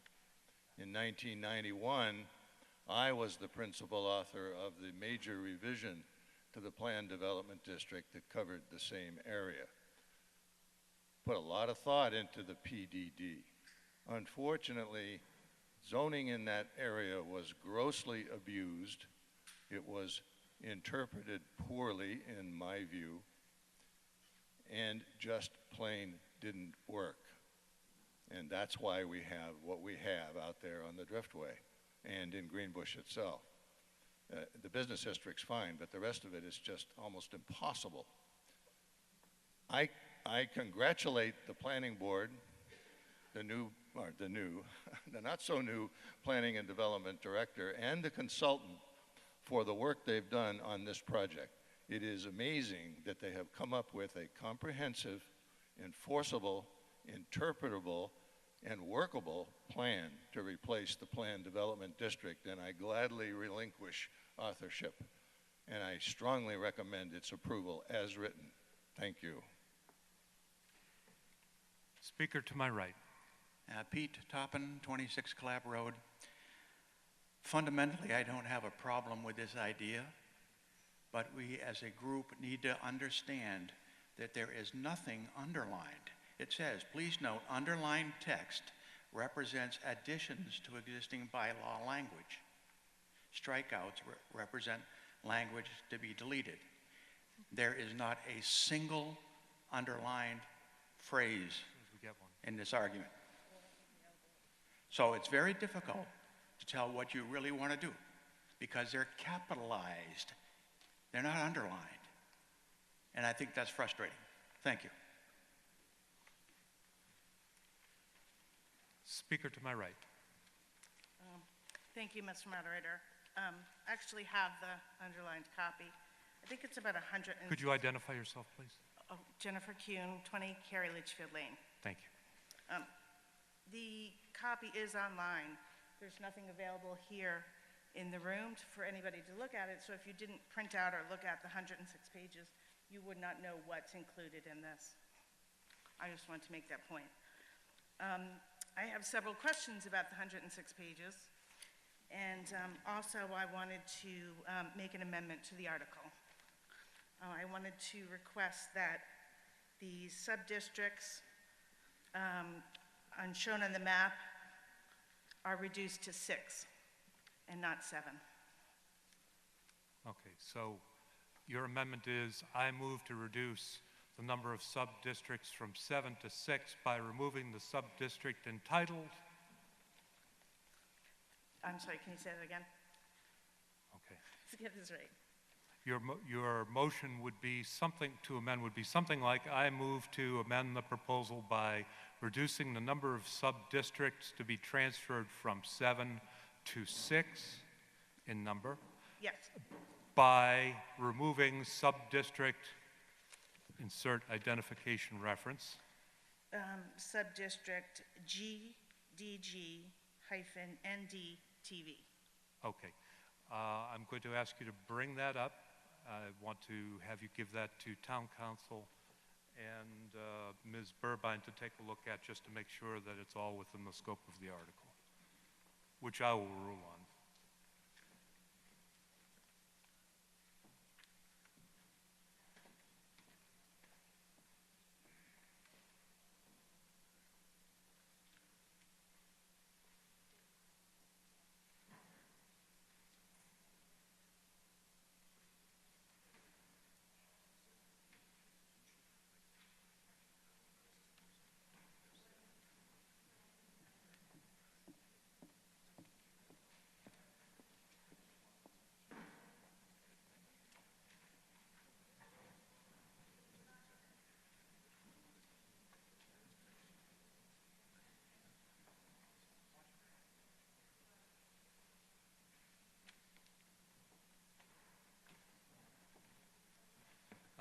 Thank you, members of the meeting. We're just giving the motion proponent an opportunity to explain which parcel she's seeking to eliminate. We have to have a specific reference for you to be able to vote on it, otherwise we don't know what we're voting on.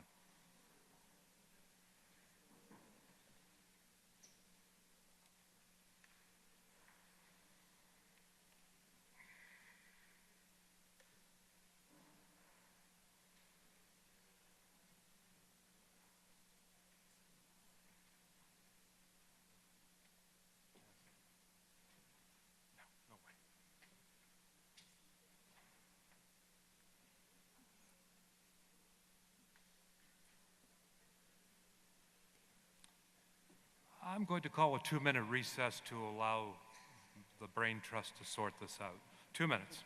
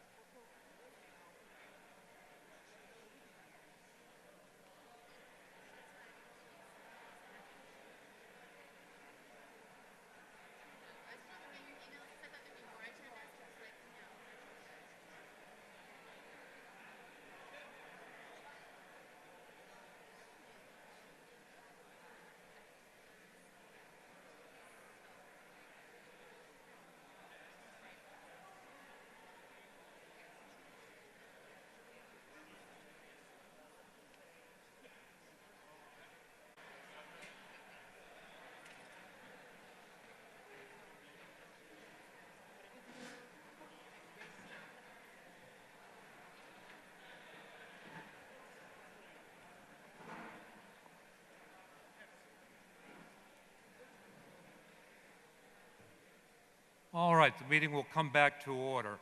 Where we left off, there was a motion from Ms. Kuhn to modify the zoning proposal, which, among other things, proposes to move 7 zoning sub-districts. She wishes to reduce that number from 7 to 6. And in order for her article to be in order and within the scope of the article, Ms. Kuhn must identify with some certainty what the parcel being removed is.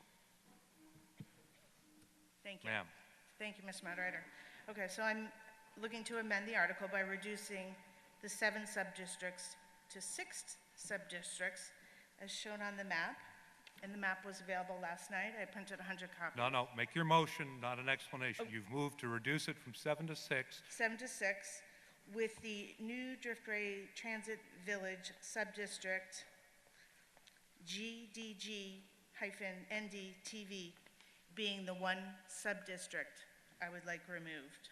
Okay, could you just recite that reference again, please?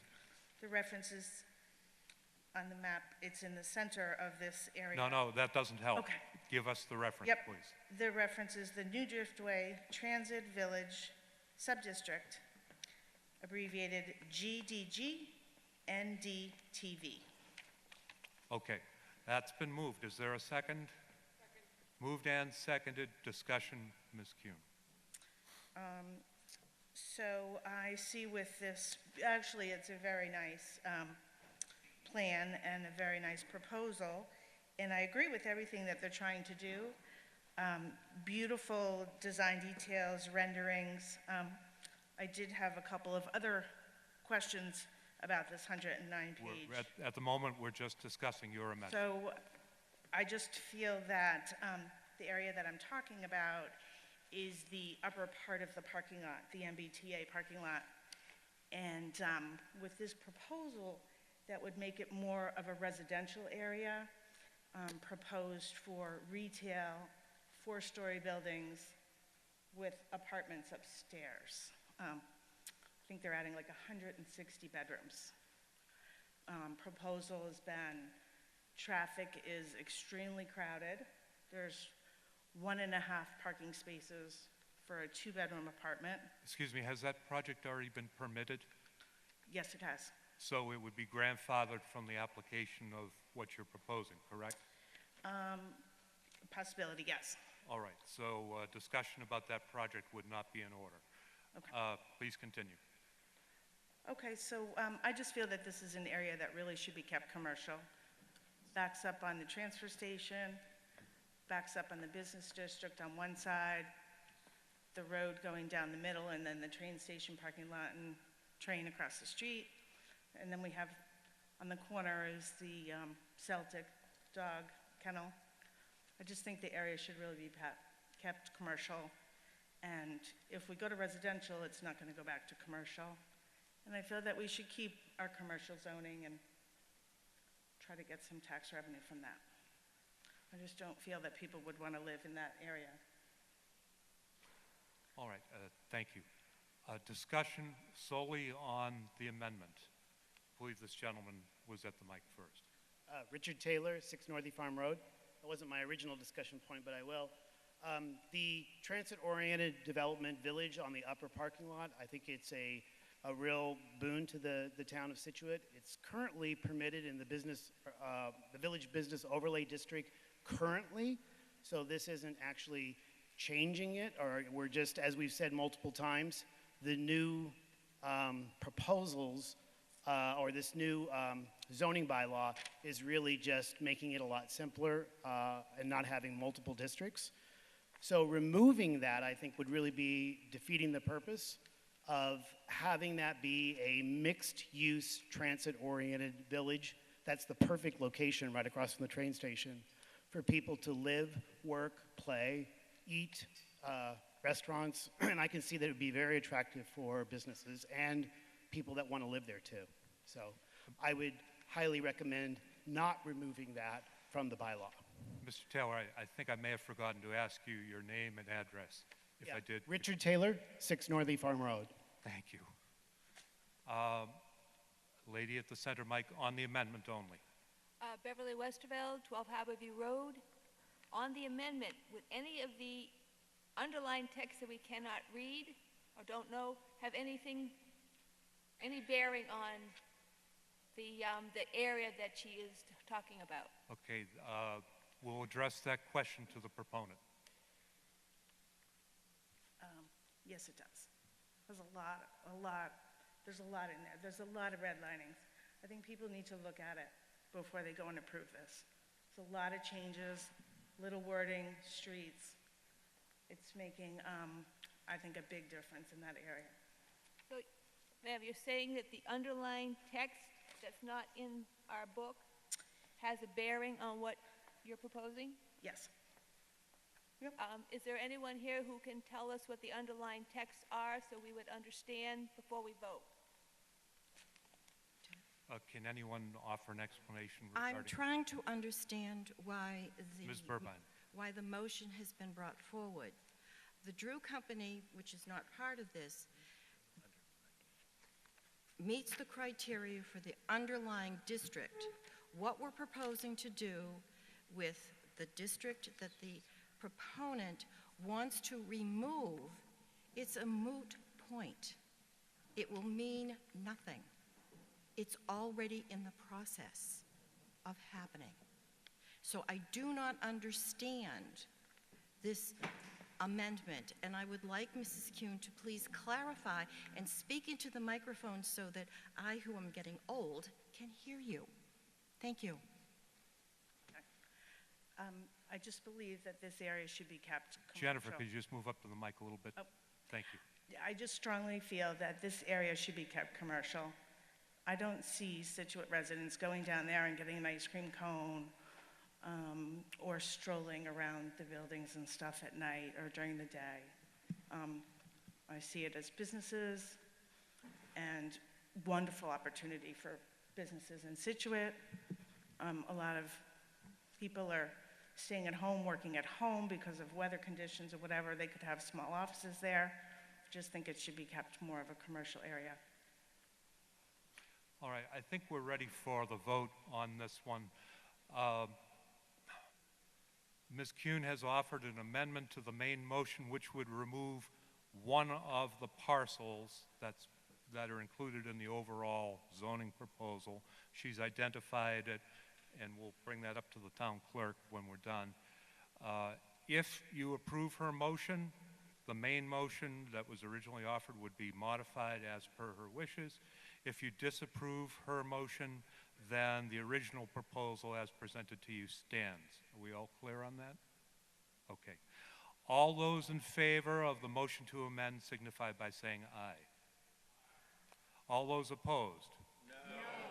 The amendment is defeated. We return now to discussion on the main motion. And I believe the speaking order was 1, 2, 1 and 2. Sir. Richard Taylor, 6 Northie Farm Road. Thank you. So this is why I was originally at the mic. I just wanted to comment that this has been a long process, and I wanted to echo Mr. Hunt's comments that it's been a very thorough process. I attended the open house at the Public Safety Center, at Untold Brewing, at the Marine Center, as well as multiple planning board meetings. So there's been multiple, quite a few over the last year, meetings that the public has had input. The consultant has been excellent in providing information, design guidelines, recommendations for this very organized sort of reorganization of the current zoning district. So after, like I said, over a year process of seeing all this, I just wanted to say that I'm very impressed with the level of outreach, the level of planning that has gone into this, and I highly recommend that we approve this article. Speaker at the center microphone. Beverly Westerveld, 12 Harborview Road, and I'm still very curious about what these underlined texts are. Are they what we are reading that isn't underlined, or is this something that's not in our book? Why don't you identify yourself and answer the question? Hi, Brad Washburn, Planning Director. So what you're reading seems to have been carried over as a cut and paste error. This was a summary that went into I believe, the newspaper. If you continue reading the warrant article, it actually points to the location online, and that the bylaw was available, and the physical locations that the full bylaw, the full text, were available as well. So again, what is in here is really a summary that went to the newspaper, not the body of the text. Only thing that's supposed to be underlined is that Could you move up to the mic? We just can't hear you without it. Thank the you. only thing that's supposed to be underlined, what's that website?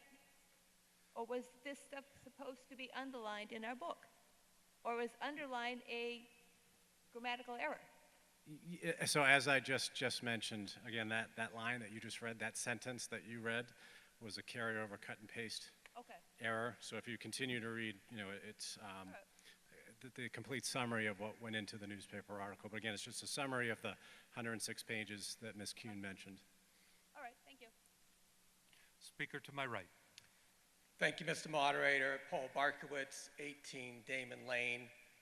I'm here on behalf of the Scituate Economic Development Commission. I'm a member, and the commission strongly supports this article. We commend the Planning Commission and the Planning Department for all the great work that's gone into this. I support Mr. Taylor's statements. This is a real benefit for Scituate, and we strongly urge a yes vote. Thank you. Speaker to my left. Scott Greenbaum, 40 Damon Road. I attended 3 of the meetings. I was disappointed that the meetings basically came over, this is what we're doing, these are the districts. There was very little ability to make input on any of the specifics of the plan. I overall support the results, but there are a lot of weaknesses that we could have gone through. I think in the future, we need to learn how to put community participation into the process, because this really, at the meetings, we got all these charts and stuff on the wall. These are the exact boundaries of the districts. This is exactly how the houses are going to look. This is exactly how the businesses are going to look. Do you like this idea? Never asked. So I think in the future that we should work on the community participation part of the process, because I don't think anybody ever got a chance to really make a comment, and we never got a chance at any of these meetings, and I've been on other board meetings to say, do we want this district to be this shape? Do we like what you did? No votes, no people were asked to do these questions. But I do recommend that we do proceed with this, and hopefully we will have a constructive project to improve it, because there are a lot of weaknesses. Thank you. The town bylaws, The town bylaws require me to recognize persons who are speaking for the first time in preference to those who've already spoken. Gentleman at the center microphone. Jack Sikouskas, 51 Colonel Mansfield Drive. I'd like to move the question. Motion to move the question is a motion to terminate debate. Requires a 2/3 vote. All those in favor of moving the question signify by saying aye. Aye. All those opposed? No. So voted and declared a 2/3 vote. Debate is terminated. We now move to the main motion as originally presented. This is a zoning article. It requires a 2/3 quantum of vote for approval. We'll try a voice vote. All those in favor of the motion signify by saying aye. Aye. All those opposed? No. I declare it a 2/3 vote. If 7 people wish to challenge my determination, you may rise and we will take a hand-counted vote. 1. I declare the article passed by a 2/3 vote. Article 24.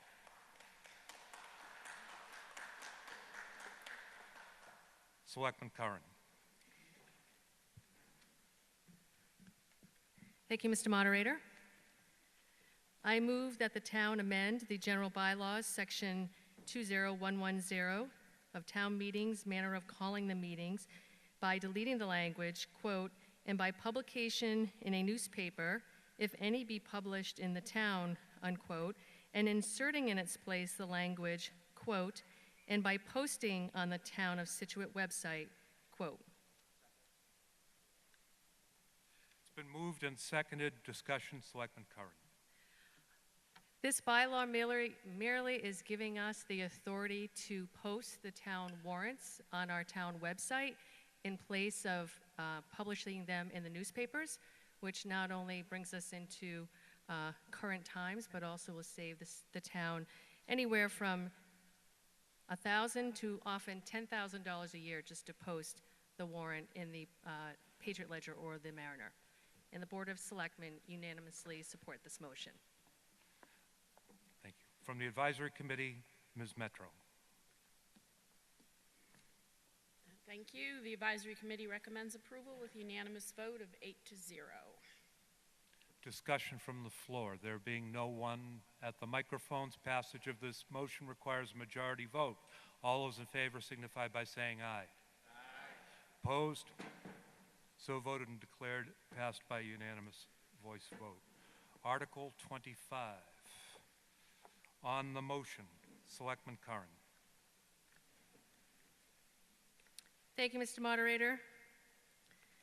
I move that the town authorize the Board of Selectmen to transfer from the Board of Selectmen to the Conservation Commission for conservation purposes the care, custody, and control of, and grant to the Wildlands Trust Incorporated or other qualified conservation trusts a conservation restriction pursuant to Mass General Law, Chapter 184, paragraphs 31 through 33, or any other applicable law complying with Article 97 of the amendments to the Massachusetts Constitution in perpetuity, the following parcels of land in Scituate.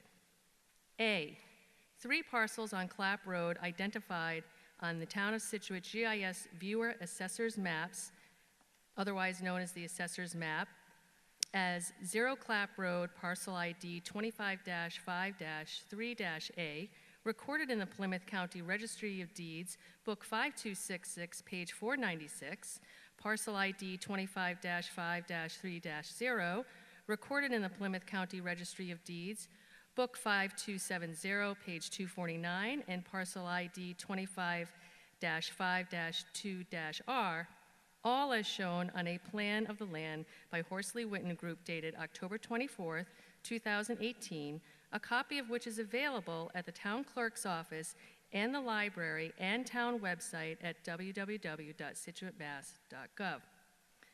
B, an approximate 7.13 acre parcel identified on the assessor's map as 38-1-16-B, 0 rear Captain Pierce Road.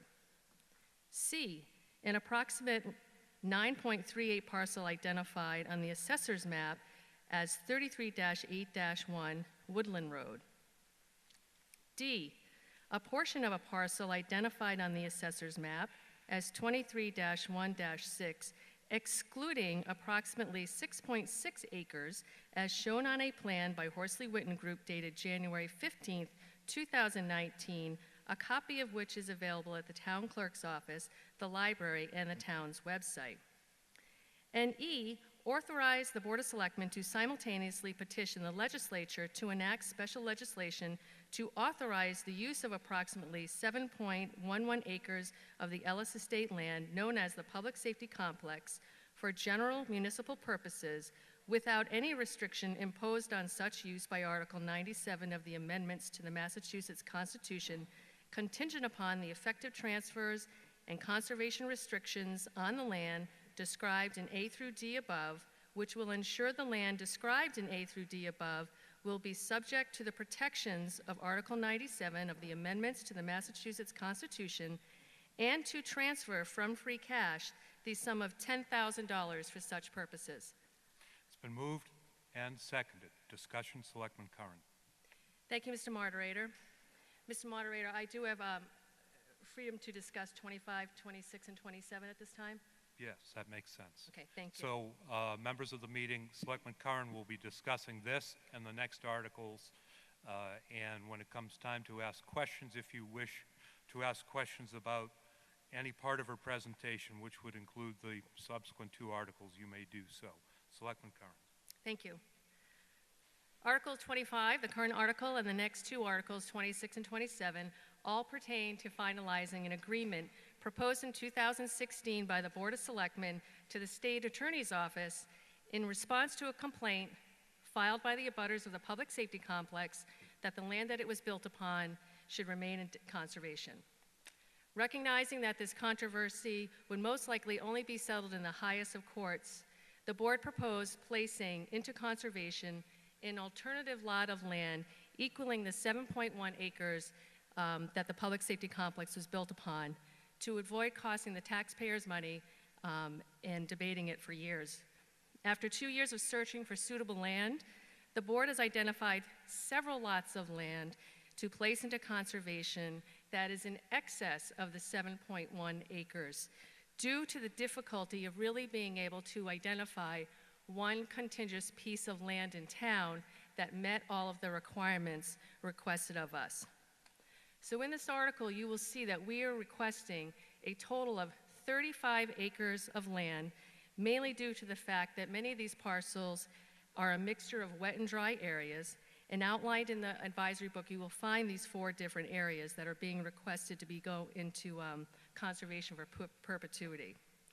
So the following lots, Lot A is really a combination of 3 small lots off of Clapp Road, adjacent to the road that comprises 9 acres. Lot B is a parcel of land nestled between Country Way and Captain Pierce that measures approximately 7.1 acres. Lot C is another area off of Woodland Road near the train tracks that measure approximately 9.3 acres. And Lot D is a portion of the land owned by the town off of the Clapp Road that measures approximately 10 acres and abuts land that has been identified for future potential recreational use. Article 26 is the action of placing the 13 acres from the Ellis Estate into conservation. In May of 2018, the school committee declared that there was no future need for that land for school purposes and transferred it to the Board of Selectmen. Article 26 will place those acres, those 13 acres, also into conservation in perpetuity. And then finally, Article 27 is asking you all to approve placing the remaining Ellis Estate acreage, which is approximately 70 acres, less the 3 acres that the Art Association sits on, and less the 7.1 acres that the Public Safety Complex is on. And we're requesting to put that into conservation and allowing us to petition the state legislature to enact special legislation to protect the land in perpetuity under Article 97 of the amendments to the Massachusetts Constitution. The administration of all of these actions, in addition to the monies that have already been spent, will cost the town approximately $55,000 to cover legal and conservation trust fees, and will conclude the actions necessary to meet our obligations to the Attorney General's office. The board unanimously supports approval of this motion. From the advisory committee, Chairman Heineman. Thank you, Mr. Moderator.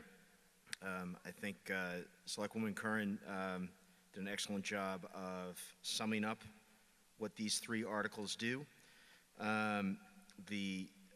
Regarding Article 25, and I should say that I think the Selectmen and the Board of Selectmen and the Town Administrator deserve a lot of credit in working on this issue for several years to almost come to conclusion here with these 3. It's the end of a long process. With regards to Article 25, the Advisory Committee has been assured by the Town Administrator that of these, I believe, 35 acres, there's at least 7 acres of upland that would take the place and be equivalent to the upland that was used for the public safety complex. The Advisory Committee unanimously recommends approval of that Article 25. With regards to Article 26, the Advisory Committee also unanimously recommended approval of that. That piece of land is the piece of land that is just to the east of the existing public safety complex along on the northern side of Manlot Road, approximately 13 acres that, as Selectwoman Curran said, was transferred from the school department. And then finally, the Advisory Advisory Committee unanimously recommended approval of Article 27. Again, this is the remainder with the exception of the public 7 acres for the public safety complex and the exception of the 3.8 acres for the Ellis, for the Scituate Arts Association. The remainder of the Ellis property would be in conservation. So again, the Advisory Committee unanimously recommended this and urges your approval. Thank you. All right, discussion from the floor. Speaker to my left. Andrea Hunt, 66 Manlot Road. I was one of the people or one of the spokesmen that worked on this petition that was put before the town, and I am one of the abutters, although it was not abutters that actually started this program. Anyway, I would like to just thank everybody for their extra work. I'm delighted that this is finally being finalized. We had all hoped that there would be 7 acres of upland altogether, but as I looked at the plan in the town administrator's office and went over it with him, I think that this resulted in a far better situation in getting the extra land, even though it is wetlands, because we have got a serious issue with our wildlife, and getting this extra acreage for the wildlife is going to be wonderful. And I know that the Ellis sisters will be very happy to have their property put back into conservation and make sure that it is kept in perpetuity for the townspeople to enjoy in its natural state. And I'd like to thank everybody in the town, the Board of Selectmen, the town administrator, and everybody for working on this. I know that this has been a very difficult and long fight. I also like to thank everybody who worked on this. Patty Lambert, who was my worker, who went and delved into the archives to find all the information that was necessary to bring this to the town. Mary Elizabeth Sheraton, who started the effort to preserve this land. My husband, who edited my rambling writing and put it into a necessary form that people could understand, and all of the other supporters that pitched in time, effort, finances to pay for lawyers, and to Attorney Donald Nagel, who offered countless hours pro bono to us because he is a town resident and was concerned as well. And I thank everybody for their help, and I certainly hope that everybody will understand the benefits of getting this town, in this property, into a CR for the town of Scituate. Thank you.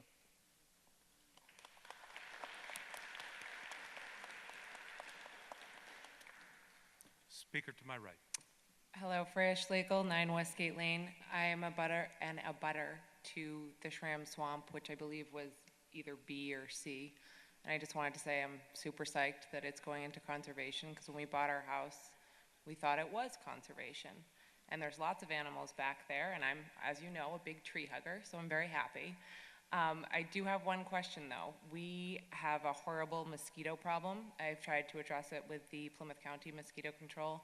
They did come out, they come out and spray every year because it's a known designated wetlands. I'm working on them dredging the area. It used to be a pond, it's now just a swamp, even though on the map it says swamp. So hopefully they're gonna do that, and I heard that they can. So I'm just super excited, and yay for conservation. Thank you. Speaker to my left. James Hunt, Manlot Road. I can't add too much to what my wife said, but I do want to call out one person who made this happen, and that is our town administrator, Jim Boudreau. He worked tirelessly, transparently, honestly, and cooperatively to get this done. His many discussions with the Executive Office of Environmental Affairs, with the Office of the Attorney General, his constant correspondence with myself and my wife. He returned every phone call. He initiated conversations. He invited us to his office for discussion on several occasions, kept us up to date nearly at least weekly. What a refreshing change. You know what I mean. Thank you very much.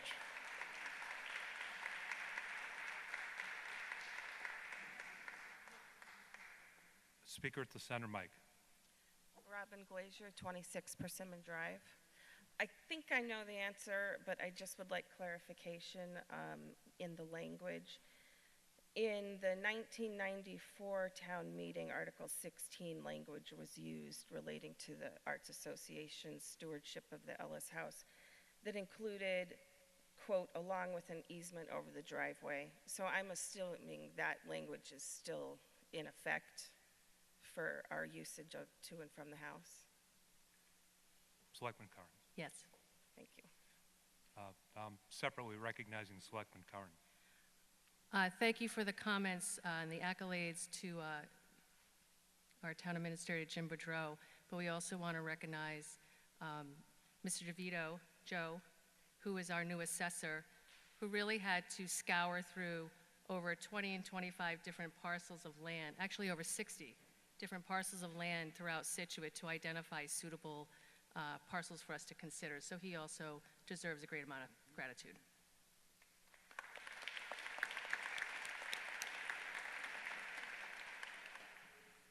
There being no one else at the mics, it's time to vote. Passage of the motion on this article will require a 2/3 vote. Keep in mind that there will be 2 subsequent motions on the following articles, so you are only voting on Article 25, and there'll be more votes. So, all those in favor of the motion on Article 25 signify by saying aye. Aye. All those opposed? So voted and declared a 2/3 vote. Any 7 persons who wish to challenge my determination may stand now. Okay. Article 26. Thank you, Mr. Moderator. I move that the town transfer from the Board of Selectmen to the Conservation Commission the care, custody, and control of approximately 13 acres, more or less known as the school committee land, and shown on a plan by the Scituate Public Works Department entitled Proposed Ellis Property Conservation Commission Restriction, dated April 9, 2018, a copy of which is available at the town clerk's office, the library, and the town's website for conservation purposes, and grant to the Wildlands Trust Incorporated or other qualified conservation trust or conservation restriction complying with Article 97 of the amendments to the Massachusetts Constitution in perpetuity, and to transfer from free cash the sum of $10,000 for such purposes. It's been moved and seconded. We've already had a presentation.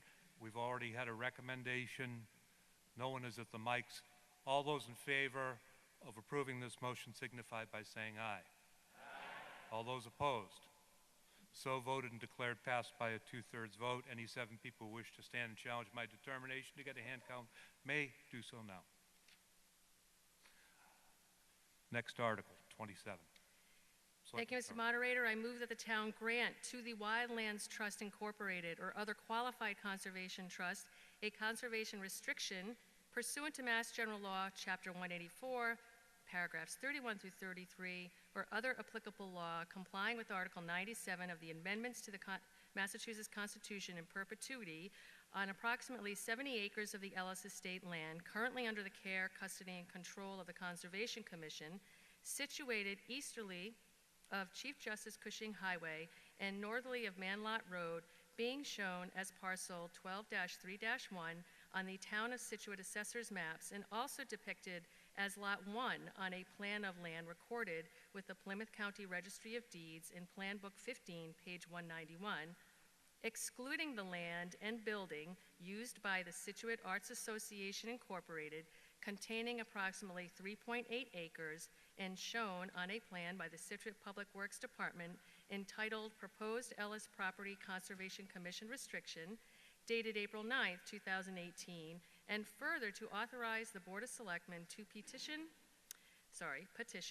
the legislature to enact special legislation to subject said approximately 70 acres to the protections of Article 97 of the amendments to the Massachusetts Constitution, and to transfer from free cash the sum of $35,000 for such purposes. It's been moved. There's a second. We've had discussion, we've had a recommendation. There is no one at the mics. Passes or this motion requires a 2/3 vote. All those in favor signify by saying aye. Aye. All those opposed? So voted and declared passed by a 2/3 vote. Anyone wish to have a hand count? No. Okay. Next article, we have number 29. Sponsored by petition. And would the petitioner come forward to make the motion? Oh, 28, I'm sorry. Really, I can't wait to hear 29. My apologies. Sorry about that. Thank you, Mr. Moderator. Good evening, everyone, and thank you for your patience. My name is Adam Brodsky. I live at 611 First Parish Road, but I'm here tonight as the attorney for the petitioner, the South River Marina Realty LLC, which is the new owner of the property at 21 Central Avenue, which is the subject of this article. And on behalf of the petitioner, I move to see if the town will vote to amend the zoning map by amending the zoning district shown as the Hummerock Village Residential Overlay Zoning District to include all of the parcels shown on the plan entitled Proposed Extension of Hummerock Village Residential Overlay District, Scituate, Massachusetts, prepared by Morse Engineering, Inc., dated August 31, 2018, and identified on the Town of Scituate Assessor's maps as parcel ID 72195. It's been moved. Is there a second? There you go. Adam, go ahead. Thank you, Mr. Moderator. Good evening. The managers of South River Marina Realty LLC are Ken Duvall and Scott Herzog. You likely know Ken, who is a resident here of Scituate and operates the Mill Wharf Marina. Scott lives in Norwell, and we won't hold that against him, but also owns several businesses in the town. They recently purchased this property, which is known as the former South River Yacht Yard. The property is presently located within the business district, and a portion of it is located within the Hummerock Village Residential Overlay District. And this article proposes a map change to put the remaining portion of the property into the overlay district, so the entire property is located within the overlay district.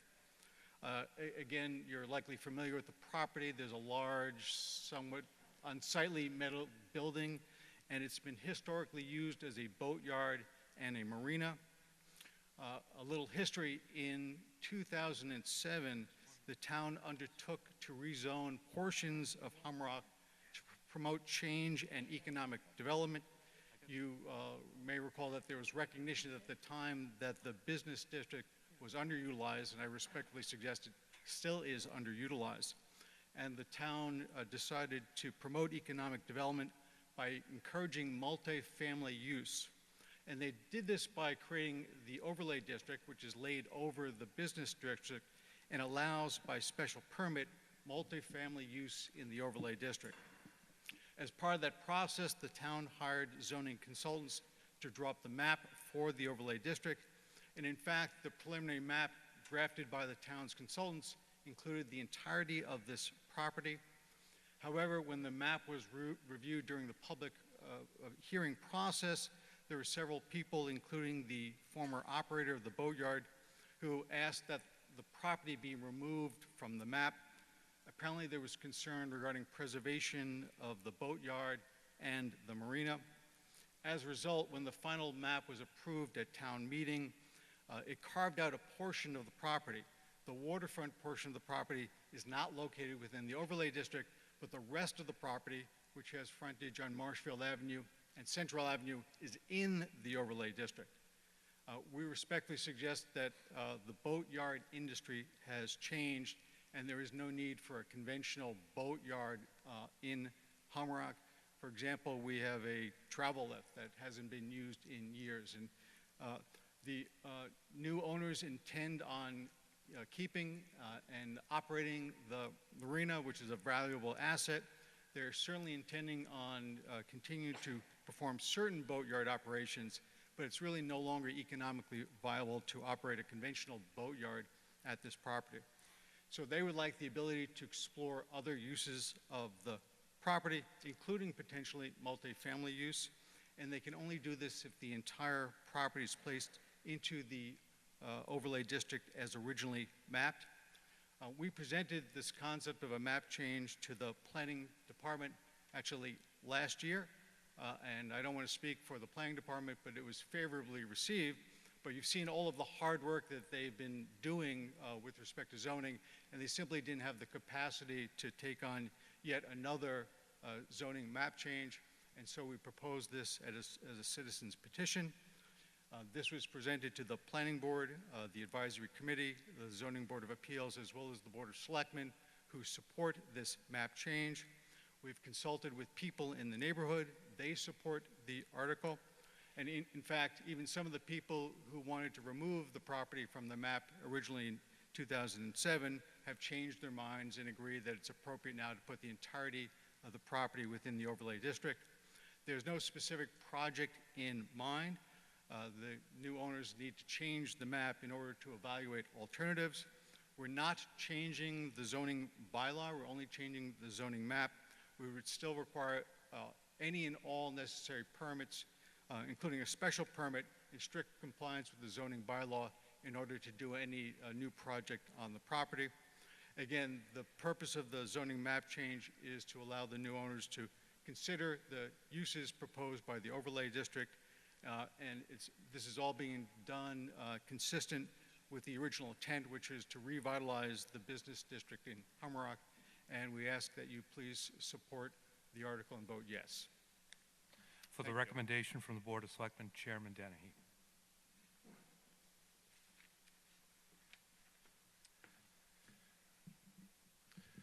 Thank you. This really, folks, is being pitched as an oops article. Oops, it should have been included in the business district, actually the overlay district. It's in the business district.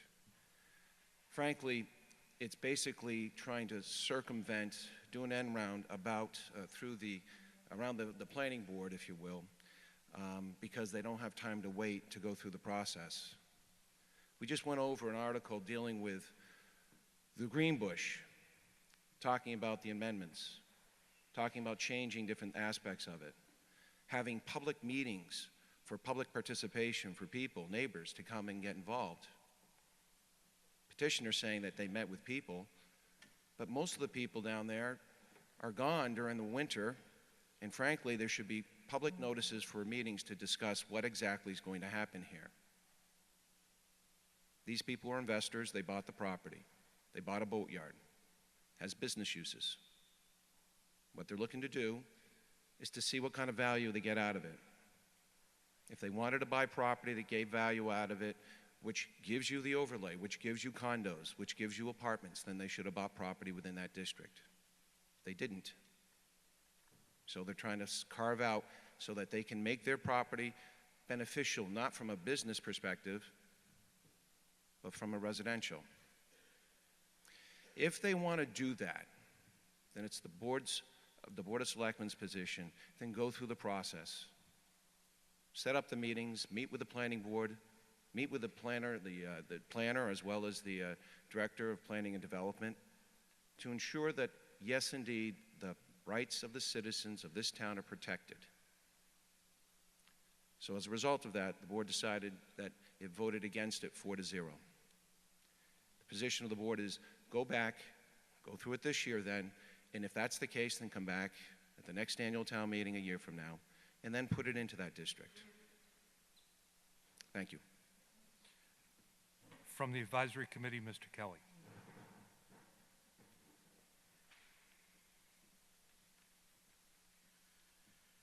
The Advisory Committee voted 8-0 in favor of this article.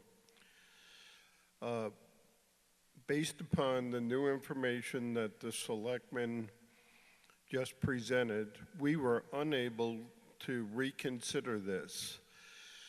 The process for advisory committee meetings requires a 2-day notice to be posted for us to have a meeting. We had a meeting in advance of last night's town meeting, and at the end of that posted meeting, we adjourned. So we were unable to reconsider this article, and I await the vote from everybody here at town meeting on this article.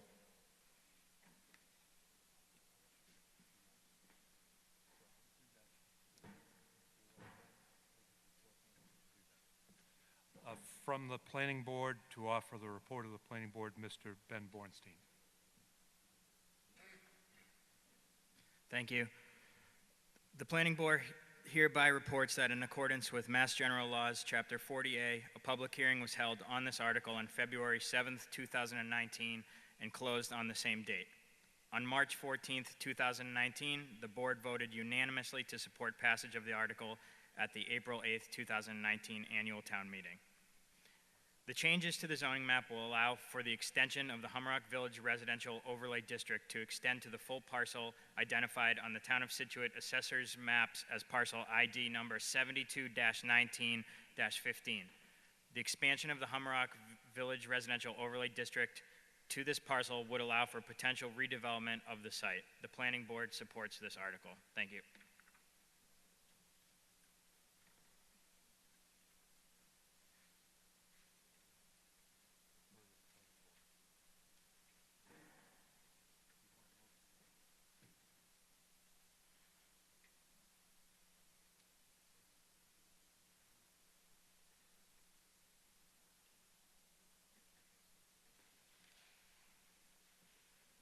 I'm going to allow the proponent to address the meeting with a change of main motion. Thank you, Mr. Moderator. I certainly didn't want to misrepresent anything to town meeting and was unaware that the Board of Selectmen were not supportive of this. We didn't receive those comments when we were in front of them.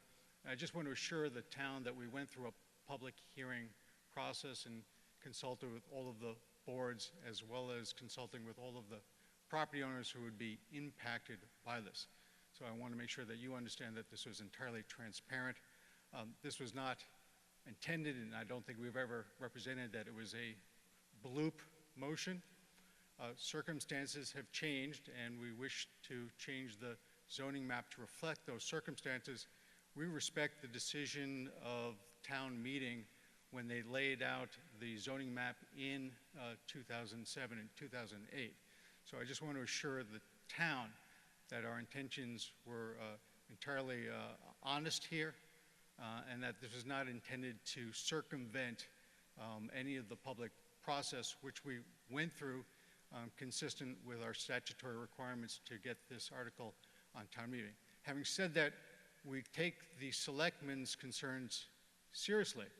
And so, Mr. Moderator, with your permission, I would like to indefinitely postpone this article and refer the matter to the planning board for further study so that we have the ability to come back to town meeting at the appropriate time once we've assured all of the various town boards and the public that this is in the town's best interest. Is there a second? All right. Members of the meeting, in the interest of economy and preserving your valuable time, I'm allowing the proponent to offer a substitute motion for the one that he made originally. The effect of this would be, really, he's asking for this to be put off for further study. So there would not be, well, I'll just leave it at that. Just for those who have inquiring minds, by referring it to the planning board for further study, it also avoids the 2-year bar, which would prohibit repetitive petitions. I'm going to allow him to do this just because it will probably save quite a bit of your time, and we have only one more article to go after this. So I beg your indulgence on that. You've heard the motion that's on the floor. Would anyone like to speak to the motion that's on the floor? No. Yes. Brian Kelly, 61 Collier Road. Mr. Moderator, just to be clear, the motion on the floor right now is to postpone and withdraw the article that's before us? Yes. I believe the precise wording was to postpone and refer to the planning board for further study. and which means that it would have to come before town meeting at a future date? Exactly. Thank you. Thank you for letting me clarify that. Thank you. Anyone else? All right, adoption of this particular motion requires only a majority vote. All those in favor of postponing and referring to the planning board signify by saying aye. Aye. All those opposed? No. The motion is adopted by a majority vote. Thank you. If you wish to challenge my determination, you may rise now. Okay. Article 29. This is a petitioned article, and hold on one second.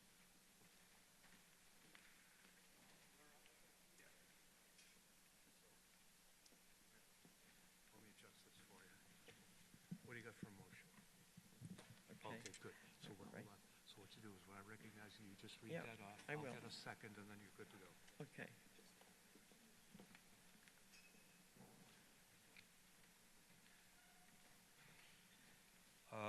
The proponent, Ms. Therese Nielsen. Go ahead, Therese. You're on. I move that the town terminate the lease between the town of Scituate and Timothy Lopes of the Go Green, Inc. The lease should be terminated due to the repeated and continued violations of the terms of the lease by the Go Green, Inc. It's been moved. Is there a second? Okay, moved and seconded. Ms. Nielsen. Can I continue? Yeah, now tell us why you want to do it. In 2009, Go Green Supply rented a trailer to be permitted to use for 6 months. 10 years later, he's still operating under that trailer. No running water, no sanitary facilities, and no permits.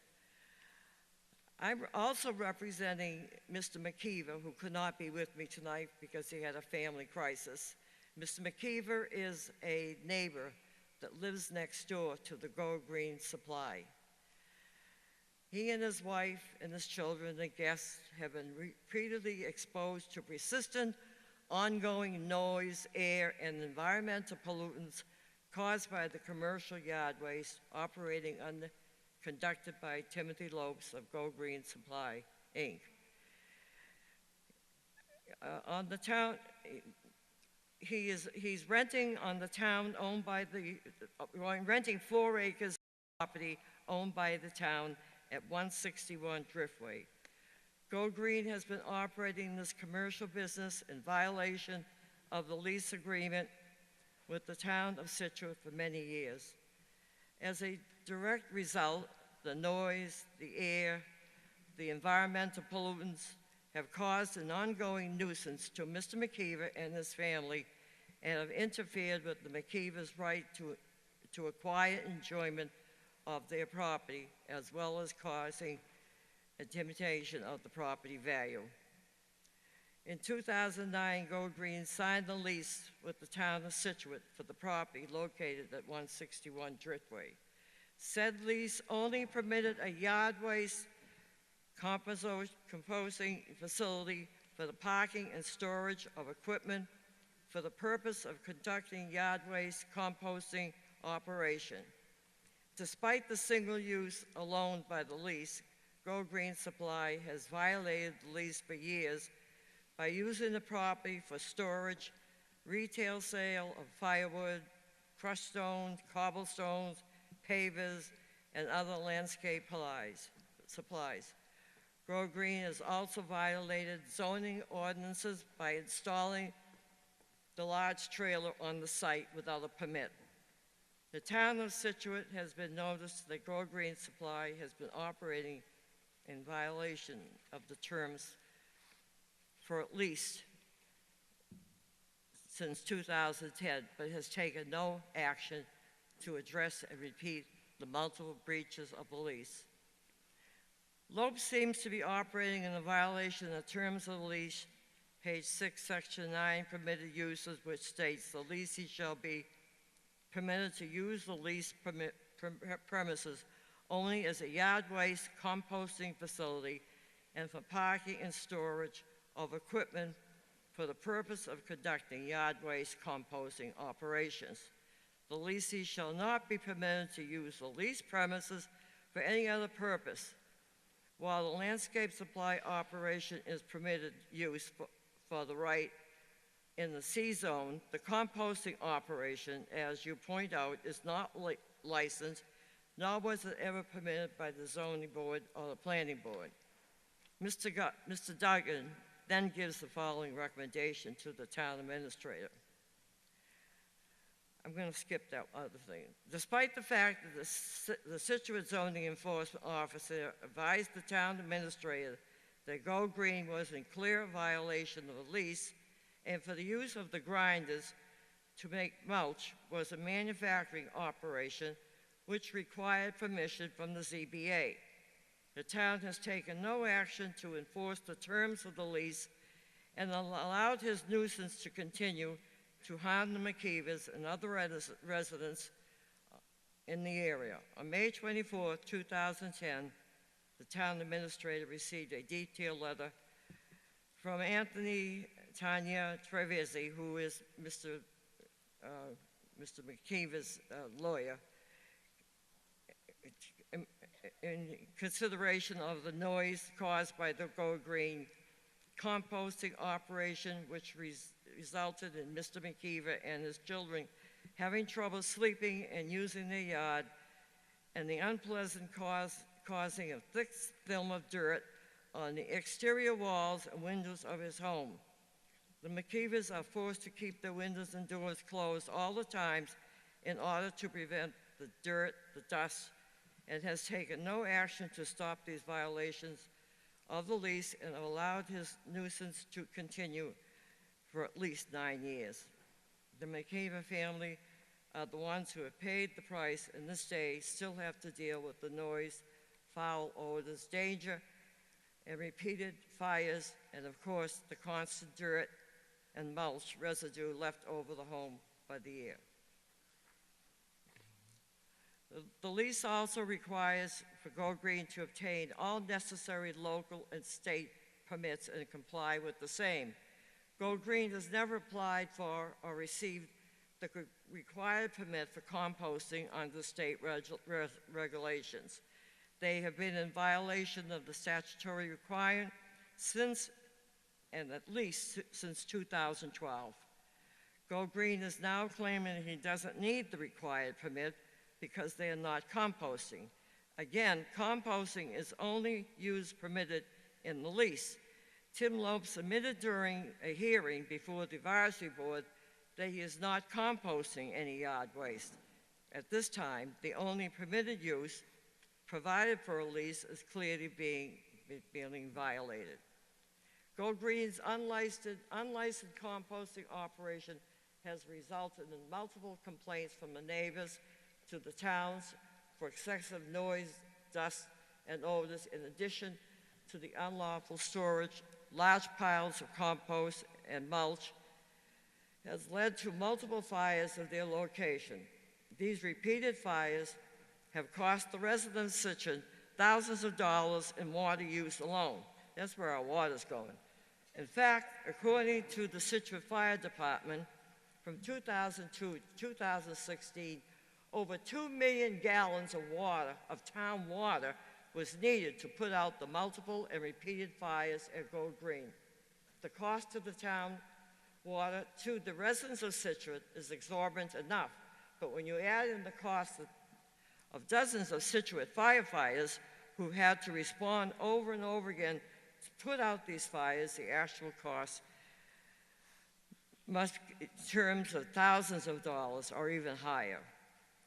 Go Green has violated state laws, regulation, and fire codes, thereby causing these fires, yet they have paid he has paid for none of the costs to the town of Scituate. Despite the fact that the fire department records initial itemized bills for mulch fires, details at Go Green as far back as 2011, 2013, and 2015 in the amount of $6,086. There is no record of any payments whatsoever paid by Go Green to the town for either the water usage or for the overtime details of the firefighters left at the site to make sure the fires don't reignite. These fires also bring smoke and soot into neighbors' yards.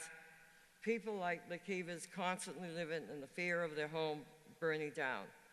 The danger of these fires posed to the Scituate Fire Department, neighboring properties, is real. The public nuisance that the fire smoke caused by the near residents like the McKeevers is harmful, and the interference with their rights, comfort, safety, or enjoyment of the public is also a violation in terms of the lease.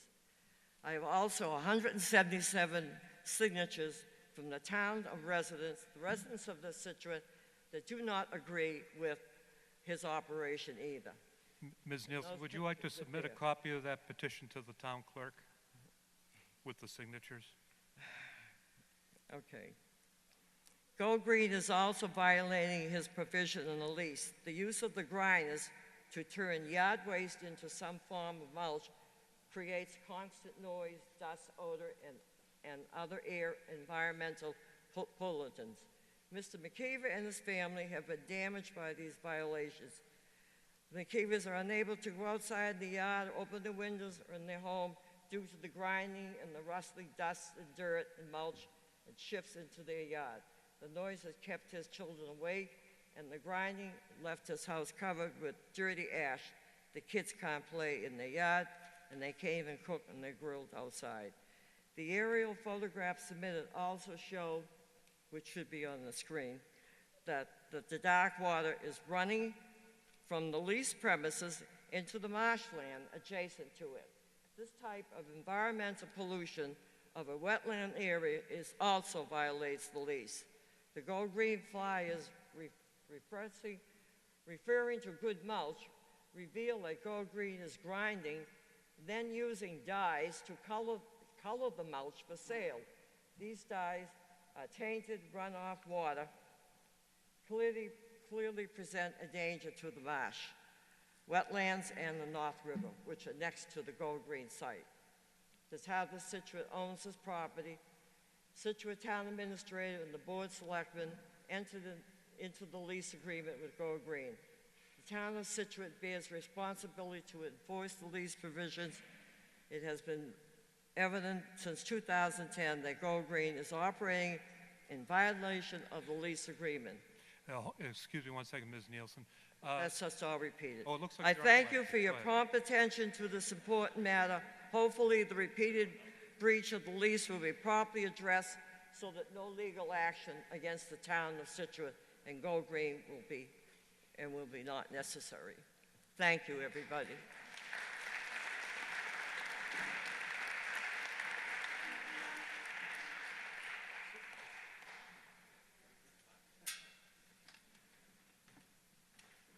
All right. From the Board of Selectmen, Selectman Vignani.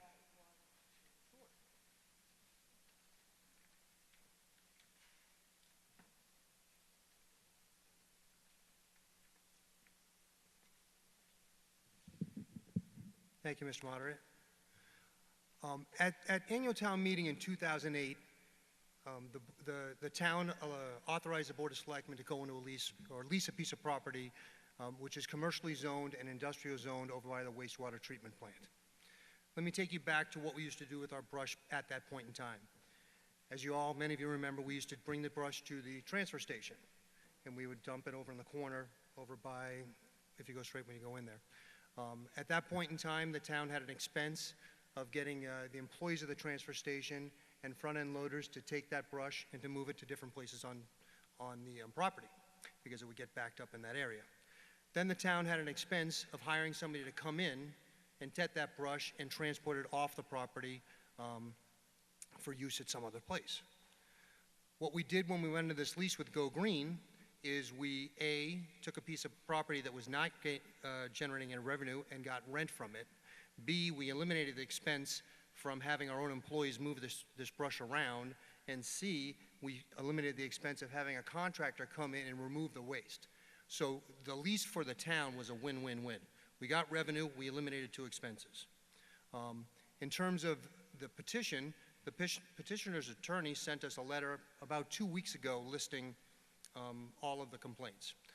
By the way, the petitioner apparently is ex-partners with the owner of Go Green.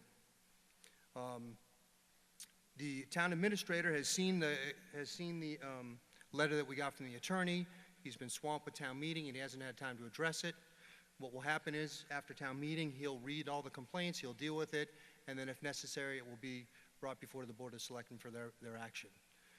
In addition to that, town council has told us that this article or this motion is non-binding. It's unenforceable by town meeting.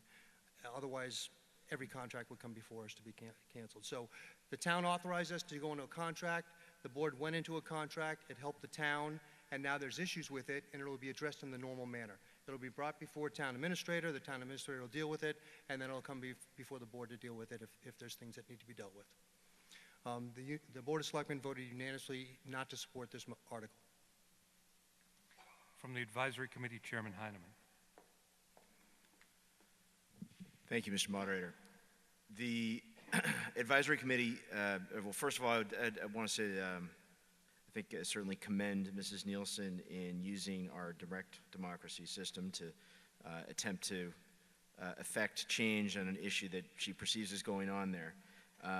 The Advisory Committee spent several meetings fully exploring this issue, speaking with both the proponent and her attorney, the proponent of the article and her attorney, and Mr. McKeever, and also Mr. Lopes and the proprietor of Go Green and the town administrator. In the end, the town council was asked for and submitted a written opinion that said, just as Selectman Vignani said, that town meeting does not have the authority to terminate a contract. It was communicated to the petitioner's attorney that the appropriate way to effect this change, if that was desired, would be rather to revoke the authority that Selectman Vignani referred to that town meeting gave to lease this out in 2008.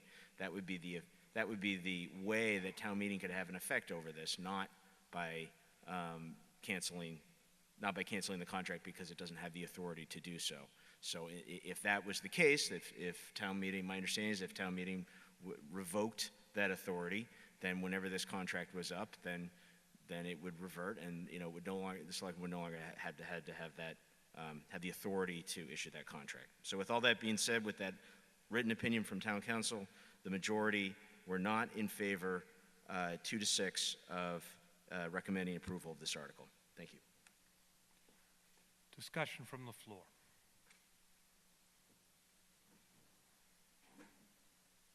Gentleman at the center mic. Thank you, Mr. Moderator. My name is Tim Lopes. I live at 10 Lincoln Avenue, and I am the owner of Go Green Landscape Supply. For the past 10 years, through all kinds of harassment and poor treatment by the Nielsen family, I have staunchly taken the high road, and I've consistently turned the other cheek. Tonight, I will strive to continue to be on the high road, but I believe there's some context on Mrs. Nielsen's history with me and my family that's important to articulate. About 17 years ago, I became business partners with Paul Nielsen, Mrs. Nielsen's son, in a business on Stockbridge Road that is very similar to Go Green. Mrs. Nielsen owned the property, she lived at the property that the business was operated on, and she collected rent from us. Upon discovering that my business partner had habits that put the business at risk, I sought to buy him out. At the end of a 4-month-long business divorce, I opened Go Green Landscape Supply on the Driftway. Mr. Nielsen and I split the assets, and he remained at Stockbridge Road operating behind his mother's home. Within 90 days of Go Green operating, I had to file both a no trespass order and a harassment order against Mrs. Nielsen. Since that time, there have been over 20 incidents of harassment that have been documented by the Scituate Police Department on Mrs. Nielsen against me, my business, and my family. They include sending harassing letters through the mail to my home and my business, harassing my employees and my customers, and screaming and cursing at me and my employees in public places around town.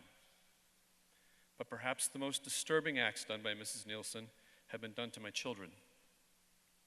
When I first became partners with her son, I had a great relationship with Mrs. Nielsen. My children were young then, and around Christmas every year, my wife and I would send her a Christmas card that had the pictures of my children on it, like many people do. After her son and I split, Mrs. Nielsen cut these photos up into little pieces, these pictures of my children, and mailed them to my house. Frequently in this time, when my children were between the ages of 7 and 10, I would come home from work and ask them how their day was, and they would tell me, "That scary lady drove by the house again." Please understand that I live on a road that has 8 houses on it. The only reason to drive on my road is if you live there. Mrs. Nielsen at the time drove a very distinctive truck that they recognized because my wife and I were concerned for their safety with the frequent drive-bys. Additionally, I own a Jeep that's a distinct blue color that my daughter picked out. I would have gotten a black one, but she wanted the blue one, so we got it. So it stands out a bit. At least it did when we first got it 4 years ago, when Jeeps weren't as prevalent as they are now. So, many people know that the blue Jeep belongs to me. When my daughter first got her license, she called me in hysterics on the side of the road because Mrs. Nielsen had tailgated her on 3A, shining her bright lights and honking her horn at her. I had to go get my daughter and have her follow me home because she was so upset and frightened. As I mentioned, there are over 20 documented events similar to these. This article is yet another example of Mrs. Nielsen harassing me. Mrs. Nielsen's issue is with me, not with Go Green. Her son and I ran a similar business literally in her backyard for years and years, so it's not an issue with the business. She has a personal vendetta against me, and it saddens me that someone with a mean streak and a personal issue with a business owner can come up with 24 signatures and go before town meeting in an attempt to ruin that person's livelihood. All right. I think at this juncture, we probably have a good picture of the debate. I'm going to ask Town Council a question, and then I think we'll proceed to a vote. Town Council, could you come forward, please?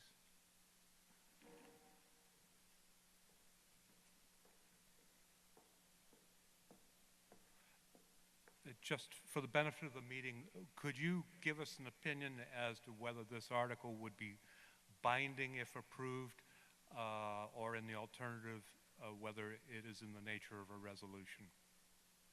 It's my opinion that this... No, step right up. Thanks. It's my opinion that this would not be binding on the selectmen and that at most it would be considered a resolution, at most. Thank you, Town Council. Members of the meeting, as you know, it's a long-standing practice of the body that resolutions, and I'm hearing that this is a resolution, are not given the full panoply of debate that we might expect on some other articles. Nonetheless, it's important for petitioners to be given their right to bring things forward and for at least one person on the other side of the issue to express the contrary view. That has happened. So at this point, I'm going to order a vote. All those in favor of the article, as moved by Ms. Nielsen, signify by saying aye. All those opposed? So voted, and the article is declared to be failed. Now, the next order of business is a motion to adjourn. Before that happens, I want to thank Mr. George Sullivan of the school staff for working very hard in putting this facility together.